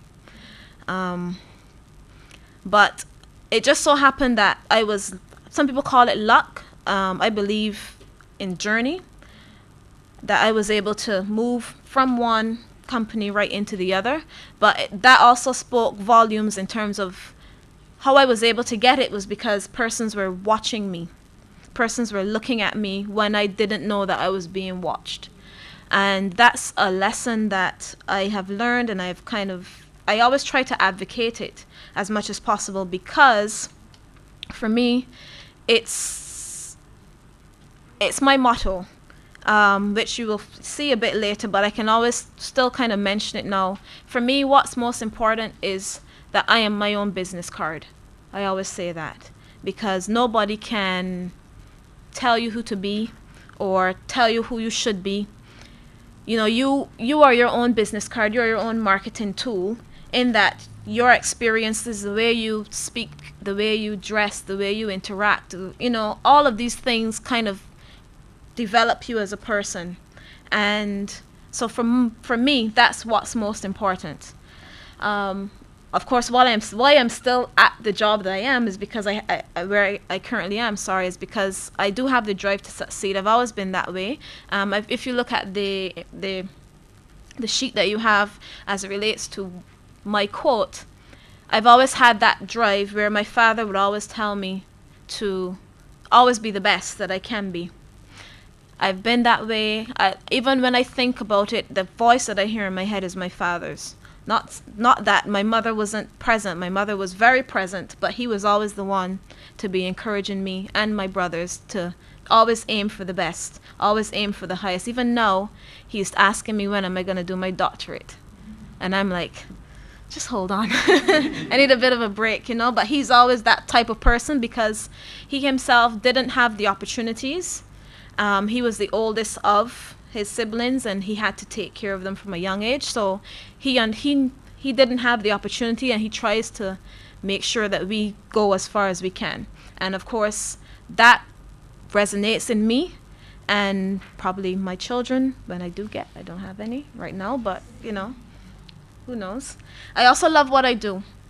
I really do. It's that's why I can stay at work for 13 hours sometimes, because if I didn't, trust me, I wouldn't be there for that long. But it is important to love what you do as well. And for me, it's hands down one of the most important things, particularly working with persons, with people every day. Not the easiest persons at times to deal with. Sometimes you get them shouting at you and other things that I won't go into at the moment. But yeah, so it also calls for a lot of patience as well, and confidence, because sometimes when persons think that they can walk over you, you usually get walked over. I'm a very patient person. I would encourage, I don't know, and we did talk about temperament and stuff before. I generally I've been told I'm extremely patient. For example, you have sometimes guests that when you step from in front of the guest face and you go into the back office, some people, you just see the, it's, yeah, you kind of vent when you go in the back behind people's, out of the sight of persons. People shut the door. I've done that already, but not too often. But you kind of get that because sometimes persons can't deal with situations. And for some reason, people always come to me to deal with a troubled guest, someone who's ready to check out, someone who's just I have to say, cussing like down the place when something doesn't work out, and up to, when was it? Thursday, we had a guest who, she was 7 months pregnant. So she was a little bit hormonal. Husband as well too, he was probably worse than she was. And yeah, the lady from the front, that she ran at the back, Antonia, can you come and deal with this guest? She's ready to blow up the whole hotel, pretty much. And so I came out, I said, well, just tell the lady I'm here, I'll be willing to speak with her. I was expecting this big bad wolf, honestly, based on the description, and they were so scared to deal with this lady because apparently she was on the phone, like shouting and all these sort of things. And she came down, and she was about my height or so, probably just a little bit taller. Her husband came down with her, and to make a long story short, by the end of the whole ordeal, they were so happy. They were hugging me. They, it was like, you're so wonderful, and, are you going to be at work tomorrow? And, you were the only one that really took the time. Thank you so much for your patience. I get that a lot. So in hospitality, you need to be patient. When you're on the front line, you have to be patient, definitely. But you also have to be confident enough to know your role as well. But you also have to be humble. That's also another very important trait. Because you can be confident, but you can also become overconfident. What keeps me grounded is that I'm a humble person generally. I mean, persons wouldn't know that I speak 5 languages unless I mention it. Persons wouldn't know that I am guest relations manager, because some persons take manager and, head kind of swells and, all of a sudden their feet can't touch the ground, sort of thing. But you can ask me anything. You can talk to me about anything. I've been in situations where I had to clean rooms, mop floors, push water. I've done everything. So it's never a situation where I think that I'm too good for a particular role. And so that's something I would also mention to you in terms of just be accessible, be willing to do anything, because that also speaks volumes as well as a person. Employers like that. If you're willing to start, even if you're willing to start from the ground and go up, once they see that you're willing to do anything, well, within reason, of course, then they generally tend to gravitate towards you. Now, like I said, my advice, just in closing, like I mentioned, you are your own business, your best business card. So please take that with you, you know, in anything you do, how you speak, even sometimes with persons that you may associate with. It speaks to you. It's your journey. It really can't get any better than that. I should probably put that on a t-shirt, I think. So don't steal it, okay? All right. Like I mentioned, being responsible for your own journey. You are the one that nobody can do it for you. Whether you're a risk taker or you're risk averse, you know, be responsible, take ownership for it, and make sure that you enjoy it to the max. And then lastly, I will say always look for ways of improving yourself, improving on you, because in this in Barbados, you know, persons can be a bit boxed in, etc. But try as many different things as possible. Try to make yourself as marketable as possible, because you never know where you might end up. You never know when this small skill that you might have picked up some time ago actually can factor into what you're currently doing. You never know. So by all means, you know, take any opportunity that comes your way and run with it, because like I said, you never know where you can end up, and really that's it. Yeah, so I hope you learned something from me. Good morning. As you mentioned that you did German, for persons who would have a background in German, what markets are available in Barbados that we can explore? Okay, as it relates to German, that is quite a small market, I will say. I can speak on my experience. Like I mentioned, I have done tour guiding. So what I would recommend, if you do have that skill, you do, get into contact with like, for example, Goddards, simply because they are the ones that mainly deal with anything as it relates to the German market in Barbados, whether it's cruise ships, whether it's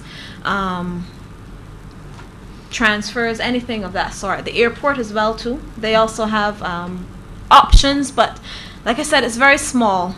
Hotels, definitely, because actually right now we have, during the season, we have 2 flights from Germany on a weekly basis to Barbados, and not many people speak German. So make yourself available. You can go around to the hotels. If you have business cards, you know, make one and just just put your name on it and let them know that for any reason they're looking for someone to interpret, to get them out of a sticky situation, to answer an email, whatever it is, you know, you'll be the first person that they think of. Good morning. Good morning. Good morning. I just want to say that generally I was really impressed by all the presentations, but of all I can sympathize, or I can identify, a better word, with you, because you would have said that during your undergraduate journey that you would have felt at times as though you were not sure. You felt discouraged. You were generally in a state of confusion. For me, it's a similar experience, because currently I'm studying Spanish with education, and when I fill out forms for work, right, being I don't have a background in terms of business subjects, POA, POB, what have you, when people look at my letter of application, people say, oh, you want to be a teacher, as if that's the only thing I can do because I'm studying Spanish with education. So what would be any advice that you would have for me as a person who is not doing management at the UE and who does not have a background in business? What advice would you have for me? Apart from probably the same that everybody was mentioning before, you know, internships and stuff, what would be your advice for me in terms of looking for work part-time? Part-time, okay. Part-time as in during the summer and stuff like that. So what can he do to develop towards a broader career profile, you mean? Yeah. What kind of things can he try to put on his CV as he's studying? Okay. All right. Well, what I would say, I mean, I did mention management covers a whole spectrum, a broad spectrum. So definitely I would advise you doing some form of a management course. But it doesn't have to be intensive. You know, it can be, I don't know, accounting. I don't know if you're good with numbers, or it could just be organizational behavior, for example, where you can kind of just something broad, not anything necessarily specific, because employers, they like to know when persons have more of a broad spectrum, so that you're flexible, you're adaptable. So whereas you may not want to necessarily be a teacher, but you have studied Spanish in education, which kind of obviously puts you in that direction. I would recommend doing some type of, just try to broaden it, even if it's not a. You mentioned internships or not doing internships. I don't know what exactly were you thinking of doing during the summer if you're not interested in doing internships. No, I am not dispelling the notion of internships. Mm-hmm. I am not dispelling the notion of internships, but I'm just saying internships where, right? Because as we know, Barbados is very business driven. Mm-hmm. Yeah, I have friends who currently study accounting, do all kind of different business related subjects, and they look forward to the end of the semester because they know, okay, well, I'm going to do an internship at Ernst & Young or this place. And me as a humanitarian, I am here like, where am I? No, seriously, where am I going to intern? Because my current subjects, my current concentrations are more long term, right? In terms of short term.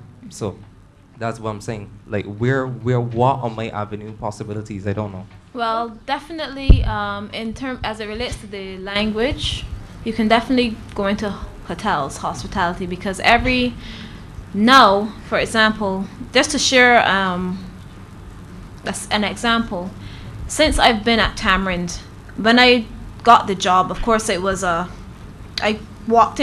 pretty much got the job without applying, but since I've been there, they've actually changed the job description for my post within the group, because before you didn't have to have a language, now you do. Even as simple as like doing the front desk. I don't know if you're into like hospitality, I don't know in terms of temperament, etc. But there are a lot of places now, I can speak mainly of hospitality because that's where I am in, that are looking for persons with language skills.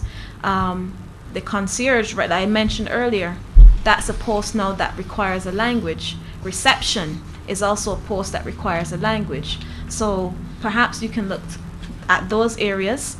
I mean, now for summer, in terms of occupancy, it will be a little bit lower, but like Juliet would have mentioned, volunteering.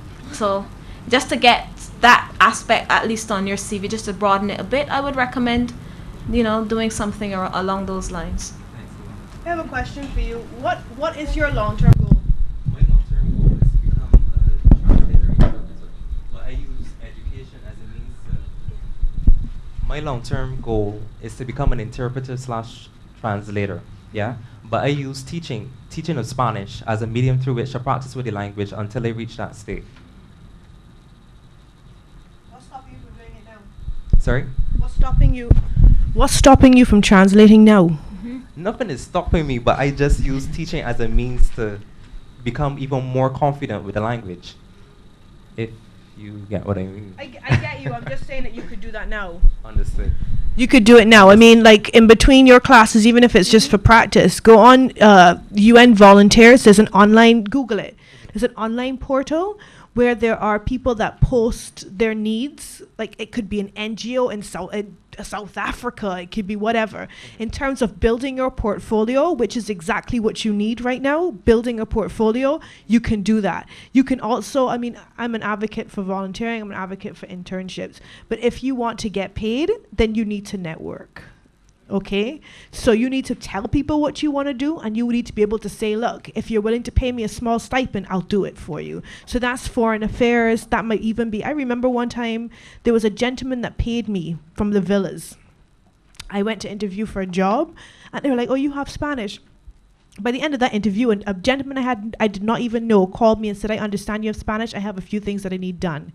Can you come up to my villa? I'll pay you per hour. I said, yes, thank you. Okay, folks, I'm just going to make a suggestion about the rest of the program for now. We've kind of started into more general territory now, asking questions about specific people's careers and so forth.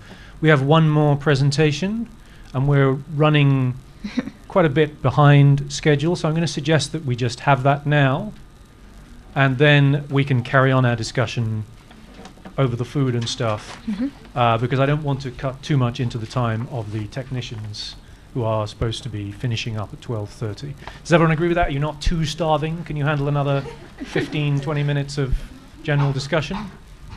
Great. So if you have another question for any of the panelists, just save it.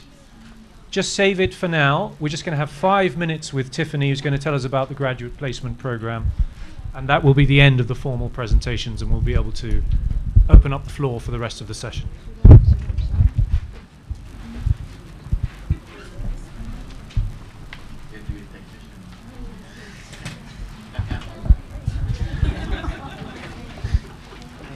So Tiffany Lowe is the Alumni Career Services Assistant, and she is going to talk to us about the UE First Caribbean Graduate Placement Program, which is something that I certainly didn't know about. Maybe some of you have already stumbled across it, but it is an interesting option that is not for everybody. It is competitive in nature, and she's going to tell us something about that for those who may be eligible and interested. So, Tiffany, good morning. Good morning. Afternoon. Good morning, everyone. Yes, there is a UE graduate placement program. It actually was a pilot program, so that's why it's not that popular and it's not advertised really, because we realized the need for bridging the gap between graduates and employers, because obviously graduates knocking out of UE, we have a little to no experience, and obviously the employer needs employees who, they need persons who have work experience, and that has been an issue for employers and for graduates. So then they have decided now to bridge that gap and develop the graduate placement program. And this is in collaboration with the Office of Alumni Relations and CIBC First Caribbean Bank. So the program was initiated in 2010. And as I said, it ran as a pilot program, so they were testing it out to see how it would go. And so far, they had some students who have actually now have full-time positions in some of the conglomerates in Barbados and other areas as well. So it's basically a program where you have to go through a number of steps, and to be eligible, you have to, this is obviously a prerequisite from the bank. You have to have a GPA of 3.0 and up.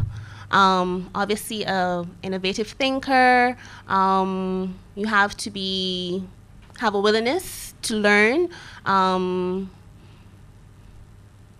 strong personality, and what you can do is to apply through the Office of Alumni Relations.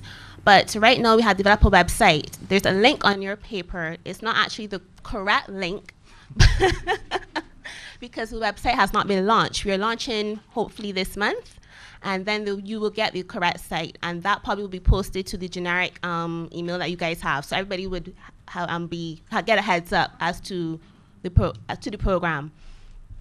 The steps. Basically what you do when the site goes up, you will have access to the site, and you can go on and you can post your CV, and then there'll be an assessment interview.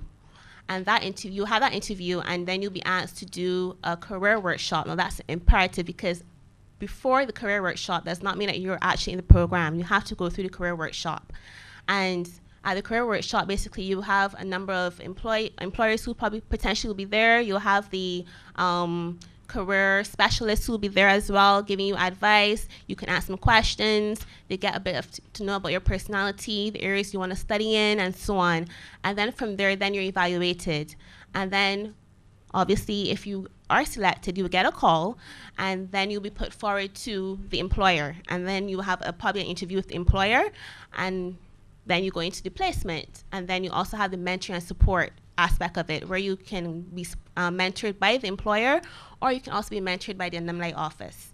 So there are a number of things, a number of steps, I think about 5 steps I just mentioned you have to go through to qualify. yes, it says 3.0 to qualify, but if you have a nice high 2 point something, I would still advise you to to apply. Don't limit yourself to say, oh well, I don't have 3, so that's it for me. I would still apply. So go right ahead. And I have seen persons who don't have a 3.0 actually qualify for the program, as I was looking through some stuff. So it's there, people. It's an opportunity that when I was at U, I didn't have, and I think is a great idea. Again, as you move, after hearing the presenters and hearing some of the questions coming out, persons are asking, where do I look? Where do I go? So here's an avenue for you, provided by the university. So look it up. You can get a sneak peek of the link that's on the paper, even though it shouldn't be there, but you can take a sneak peek of it.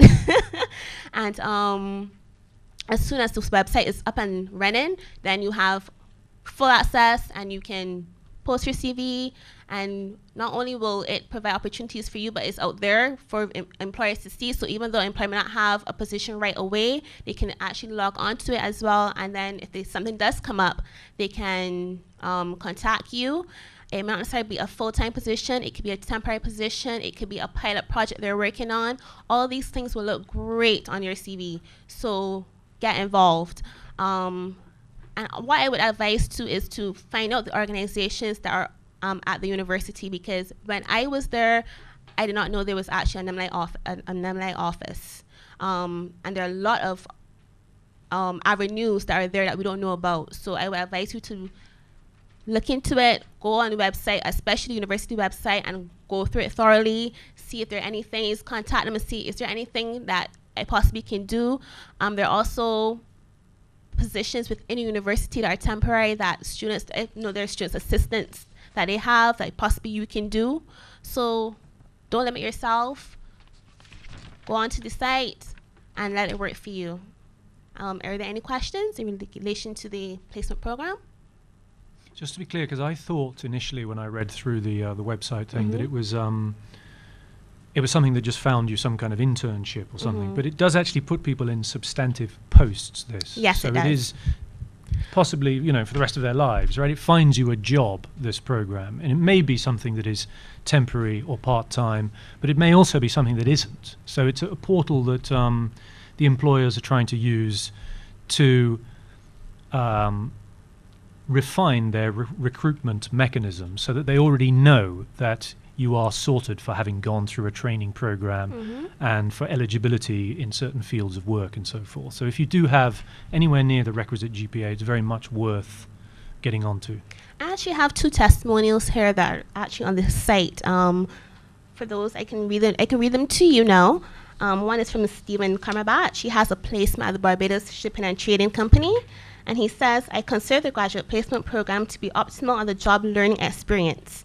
It provides challenges and learning opportunities that can develop any graduate or student in more aspects than any other job.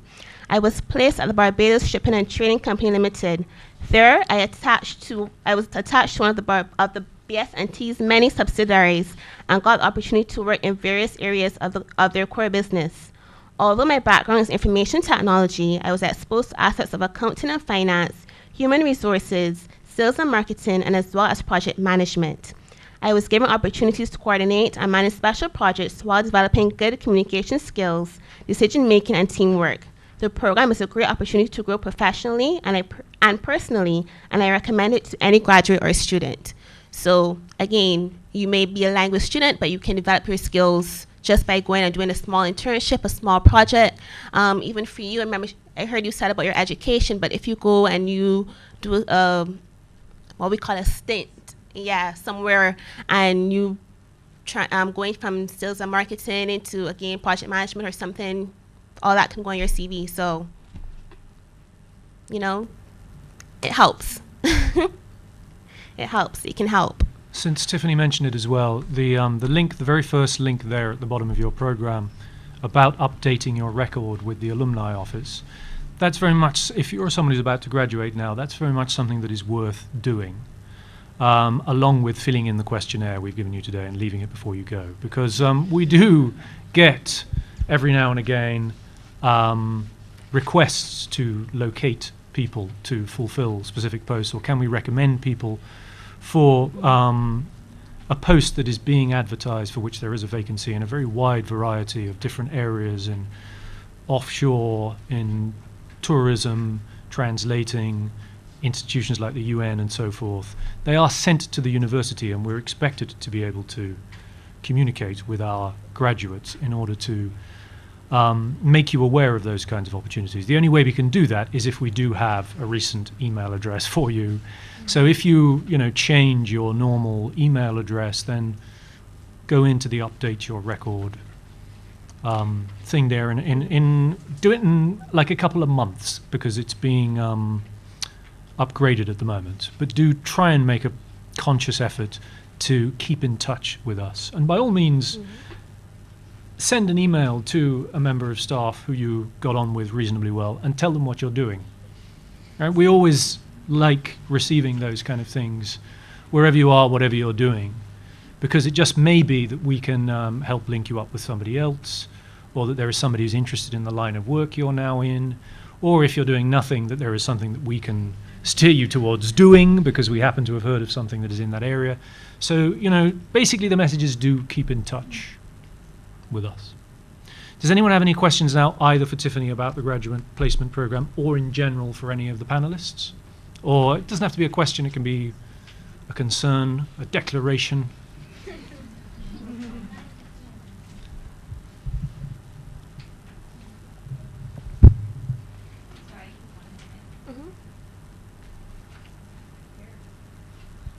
Hello, I have a general question/statement thing.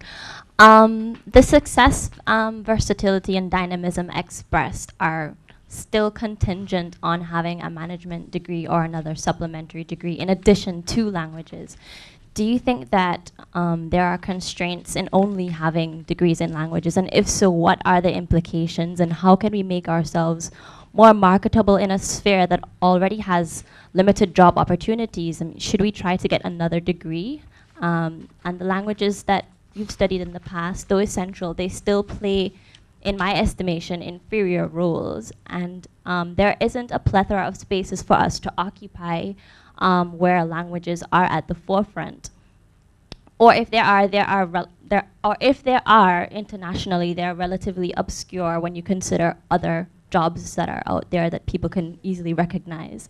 But one of the presenters did mention taking courses in business specific to this young man's question, but in my estimation, you can only go so far with a few minor courses, and from that knowledge gained from those courses. So for us who are only studying languages, French and Spanish, or me, I'm only doing French and English literature, what advice do you have, or what comments can you make on that? Anybody? Yeah, that was very well expressed concern about specialization and what you have on your degree certificate and final transcript. And it is certainly true that if it is just a humanities looking transcript without some kind of more vocational looking certificate there, then there is the pathway that Juliet took, which is then to do a degree in something, because your BA was just Spanish, right, Julia? Mm-hmm.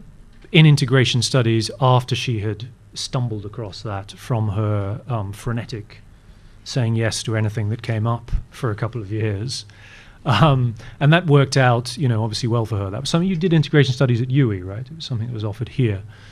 So she could do that from home. But, I would say you're quite right that just doing some courses or something sounds a little bit vague as a way of trying to make yourself more marketable outside the very specifically language-oriented careers like teaching, translating, interpreting, and so forth. But the other thing that can supplement that is some kind of experience. So the volunteering, the even going and doing something, you're doing filing in an institution, a bank or whatever. If you make yourself really useful there and you start to understand how that institution, you get a good reference from somebody who's managing a department and so forth. Those kinds of things, just like Chantal's marketing grade was ultimately redeemed and salvaged by the fact that she had experience that obviously overrode that apparent indication of her aptitude. You know, you can do it through that route as well, but it is true that some extra study or some experience usually needs to be brought to bear if you're going to broaden out into a lot of these fields that we've been looking at today. Does anyone else? Juliet, do you want to? As the non-management. I guess because I operate in a sphere that's not very traditional, I see the world in a completely different space. And I consider myself very fortunate to see how even job trends and hiring trends are shifting. As a consultant, we are able to get a little bit more jobs because people are downsizing.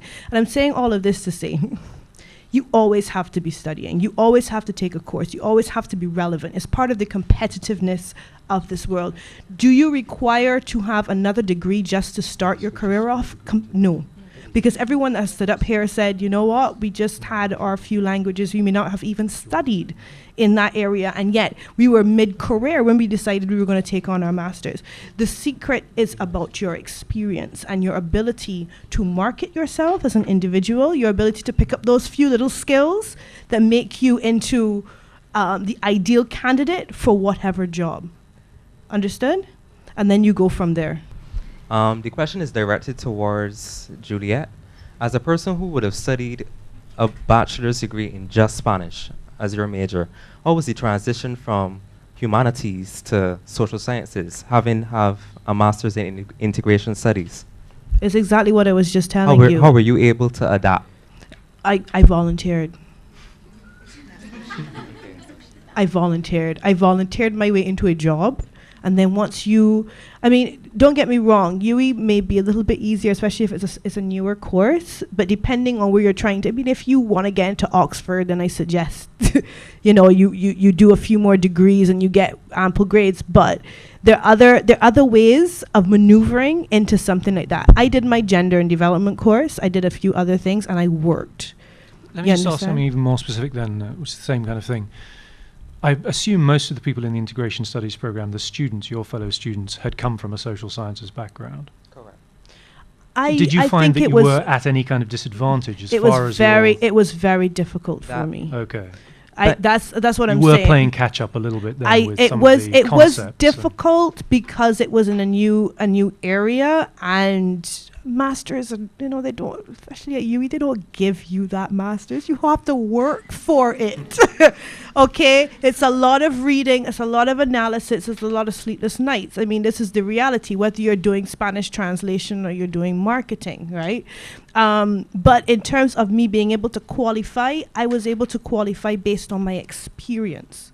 Okay, and that's what I want to drive home.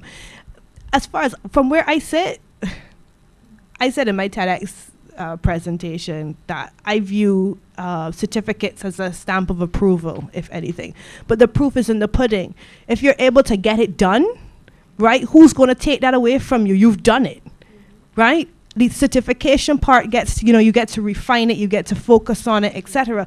But if you go there and do it, who is going to take that practical education away from you? We have moved so far away from things like apprenticeship, which is actually learning by doing, and that's how I learn. You understand what I mean? So there's nothing stopping you from pursuing what you need to pursue. You understand what I mean? And then you get your qualification that gives you that stamp of approval, and you get a little bit more money. But it doesn't stop you from getting a job. Just get out there and be practical and do it. I just want to say thanks, Dr. Craig, for the clarification, because that's exactly what I meant. Right. Because as Antonio was saying, she advised me to take a few courses in management. Not necessarily something specific to management, but something more general, just to open my mind into that field. But really and truly, realistically speaking, the university does not allow for you to be so varied. It's very strict. You have to complete these amount of credits, these amount of subject courses in order to get your recognized major or minor, right? Mm-hmm. So I really wanted to know how it was that, as somebody who was under that regime, could switch from faculty, so to speak, from education to social sciences. Thanks. Yeah, no, I agree. It's not easy, and that if you're doing a major and a minor, or even worse, a double major, you don't have a lot of elective slots throughout your program to be going and to be out of speculatively trying faculty. to build something in another faculty. That's quite true. But, you know, Juliet did get in and she did it. She got the masters. So where there's a will, there's a way. You know, you can do it if you, again, supplementing it with the experience that she got initially through volunteering. And, you know, it's a complicated pathway where you can't really map it out, this, yeah, and you've got to be prepared to blunder into things. You know, if you do think, well, I like the idea of, I'm logical and I like the idea of working in an organization, I'm a good planner, maybe try and do the organizational, what's it called again? Behavior course, for example. If you think you might be into HR or whatever it is, even just 2 or 3 courses here and there, if you can pick them up along the way, that might lead towards, might help persuade them to say, okay, we're going to let this guy into integration studies because he did do this. He showed an interest at an earlier stage. But no, it's not easy, you're right, because it doesn't have a particularly flexible structure, the degree here. It's you don't get an initial year, for example, where you can do all kinds of things to test, which you do in some universities. So it's tough, but, you know, again, you've got the online route as well. You can try and find things there that maybe you could do an online program over a summer. It'll cost you a bit of money or something. But, you know, if you've done something like that that has cost you money and involves an investment of time, and you've done it whilst you are doing your undergraduate degree, then, you know, we look at these things. Antonio was talking about looking at CVs and interviewing people. We're in the same process now of hiring people. And we look to see, is this person really being creative about making sure that they're doing something all the time? Have they shown that they really are a curious person who is driven? It doesn't matter if it's a little bit varied. Yeah, that's better these days. Yeah, we're not going to say, oh, look, they went off and did something in publishing, so they can't be. No, that could be a good thing. Suggest they're going to be good with a computer, which we like because we need them to use the e-learning properly, right? So those kind of things, you know, we make those kind of connections. This person went and did this, they know how to use this and that.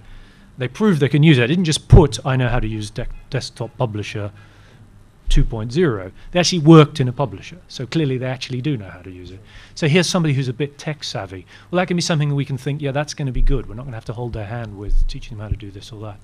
So, you know, it can have all kinds of positive effects, even if it doesn't seem directly related. So, you know, even just a little participate in a webinar or whatever it is on some website you have, put yourself around in Juliet's way. Yeah, even if you're a little bit introverted.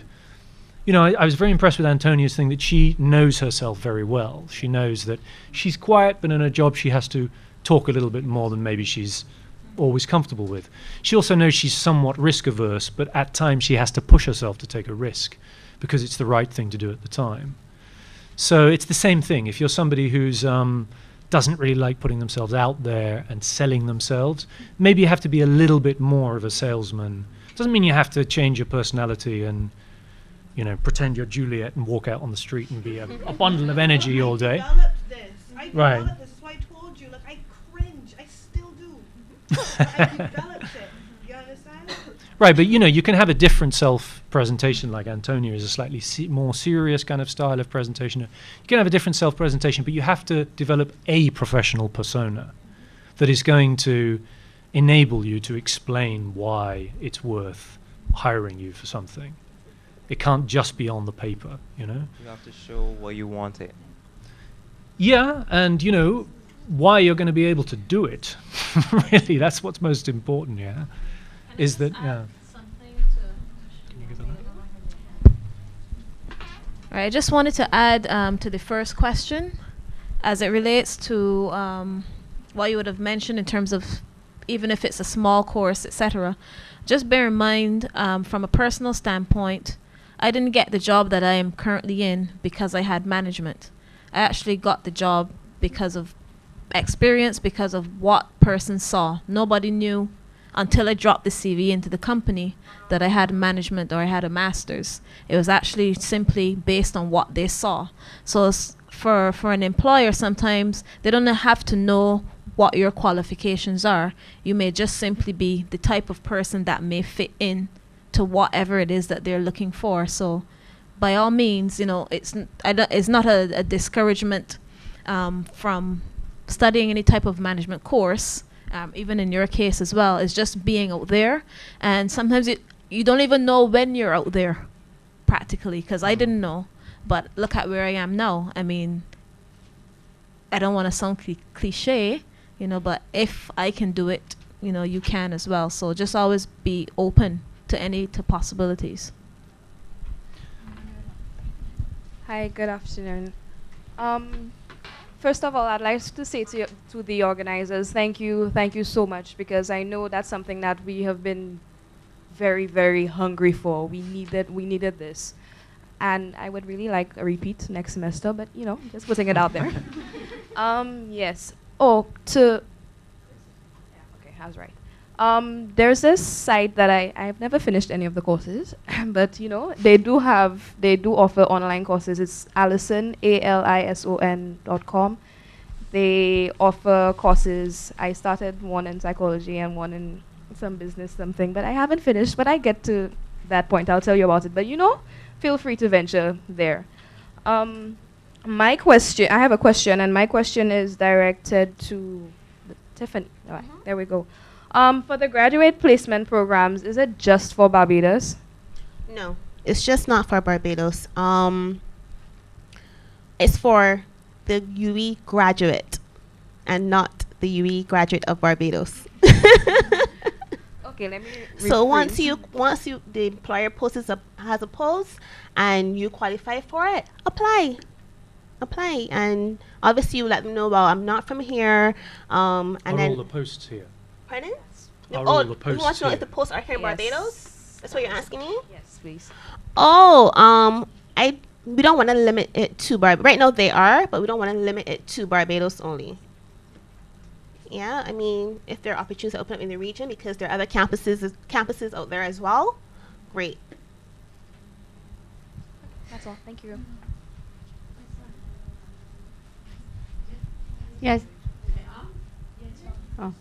Yeah, I just wanted to address this young man here in the yellow shirt.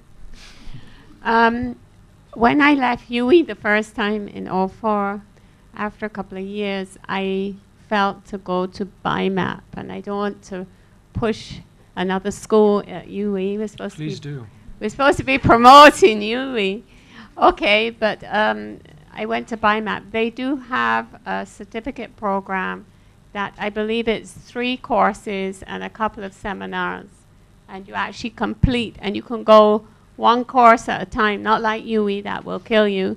I was then encouraged to continue and to drag those certificate courses into a diploma there, which I finished, and you have to finish doing a thesis.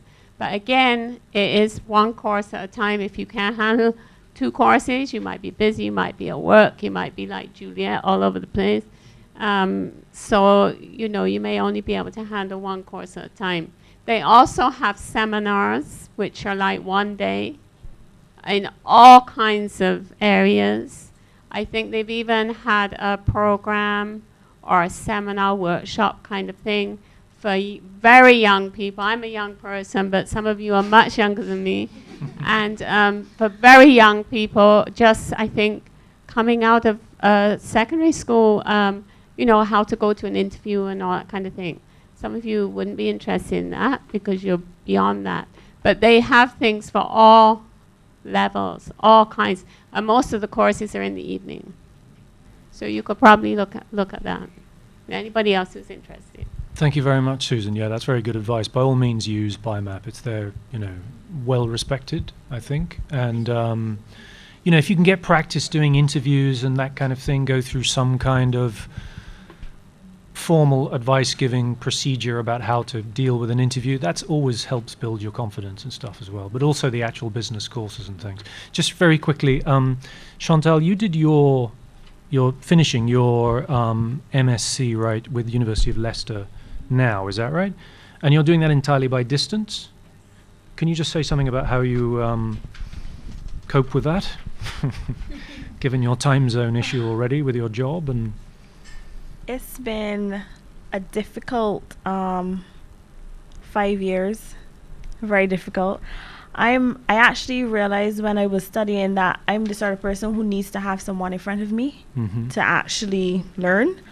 I do not like reading books that are not interesting to me. I mean, I found out the hard way because I failed a couple of my courses and I had to take them over. So then I had to get a personal tutor to actually work with me and try to figure out where I was going wrong.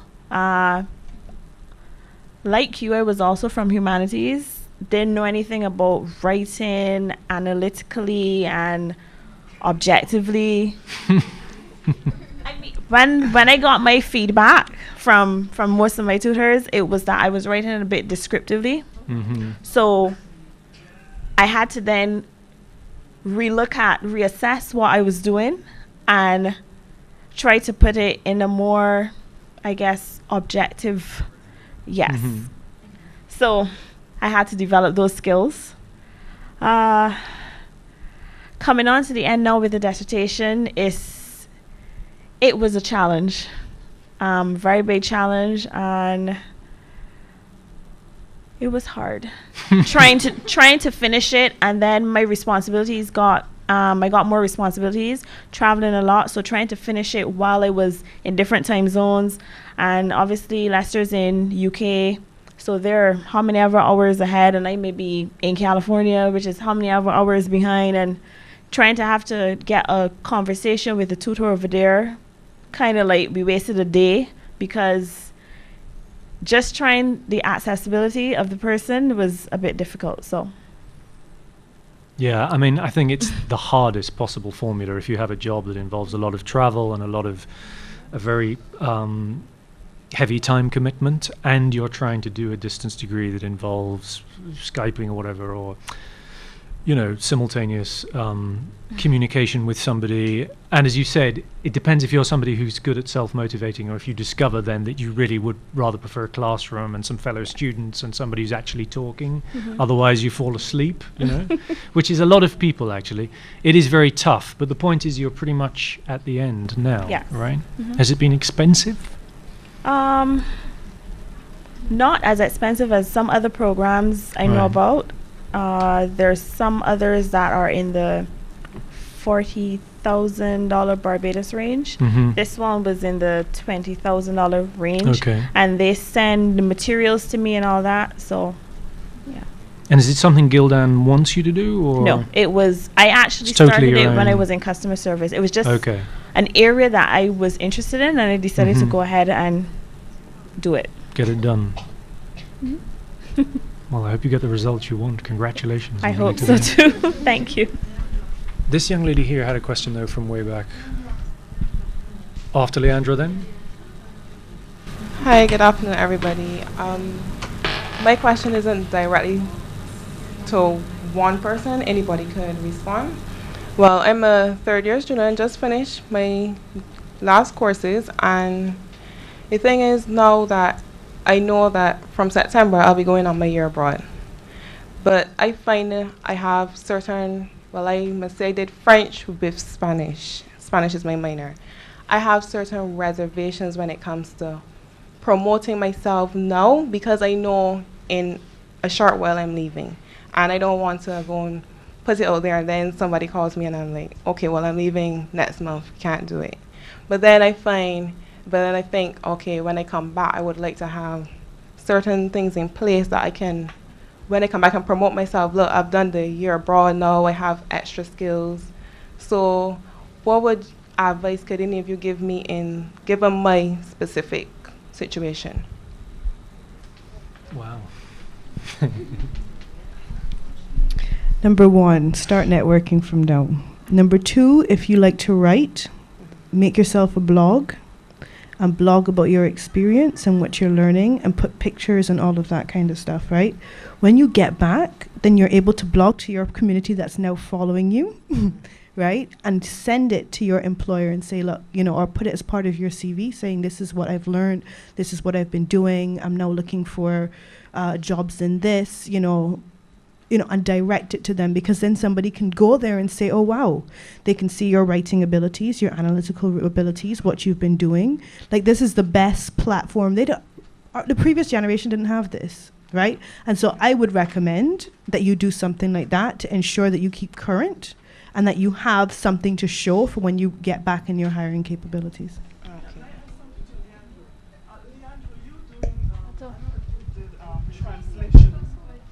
I know that you did translation from English to French for your Caribbean study, and I know that you like translation. Well, while you're in Martinique, you can pick up on Juliet's suggestion that you do some volunteer translating practice. That's the kind of way you can promote yourself. Mm-hmm. Yeah.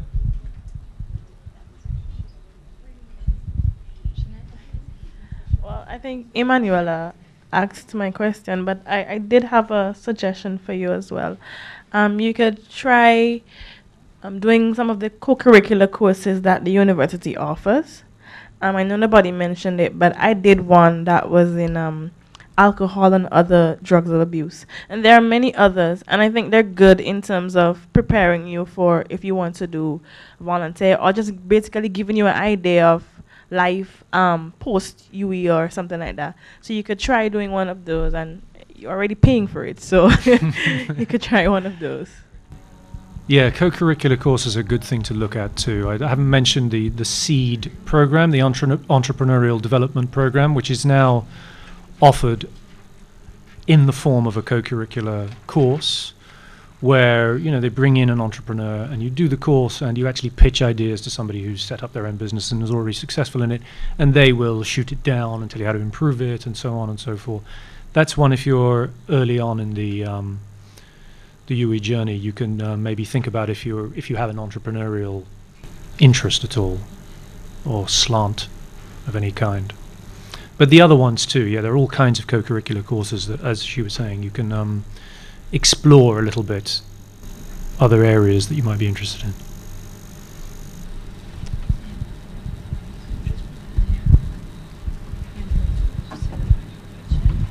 Okay, go ahead. If there are no more questions, we're going to wrap it up.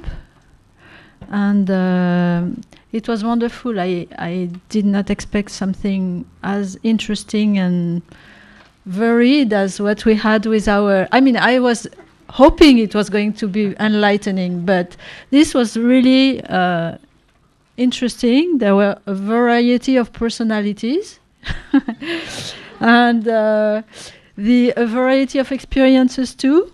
I learned a lot about the different options that are now available to you. And obviously they were not available to the previous generation. So you have to take advantage of those. I wanted to insist on the fact that if you can go abroad to study, please, or to do something, to do anything, in fact, please do. We have 3 students here tonight. Today going to France. Deepa, Kelly, and Leandra over there going to Martinique, and Deepa and Kelly going to France. Yeah. And so now I think what you should be doing is continue learning a language, do it with passion, and you will find something that you like as a job. Don't freak out about it, don't be too scared. If you do something that you like with passion, you're going to end up doing a job that you like, for sure. So don't worry about it. Also, for those who are going to become teachers, and I'm sure those who are going to France to teach English as a second language, they are going to love it and they are going to become teachers then. They will want to become teachers. But our MA in Caribbean Studies includes 2 courses that are for teachers. One is TESOL, Teaching English as a Second Language, and the other one is Teaching Foreign Languages. So if you were to do this MA in Caribbean Studies, and you will have noticed that all our speakers either have an MA or are doing an MA. So this is not finished. It's not only your career beginning, it's also a lifelong studies, hopefully, for everybody. I know at this point, just after exam, you don't want to go into more studies, but after after you come back from vacation, you will want to do this. So now we invite you to fill out your questionnaires and give them to one member of staff, and also to go outside for refreshments, and you can talk to our guest speakers, whom I really thank for giving back to the institution.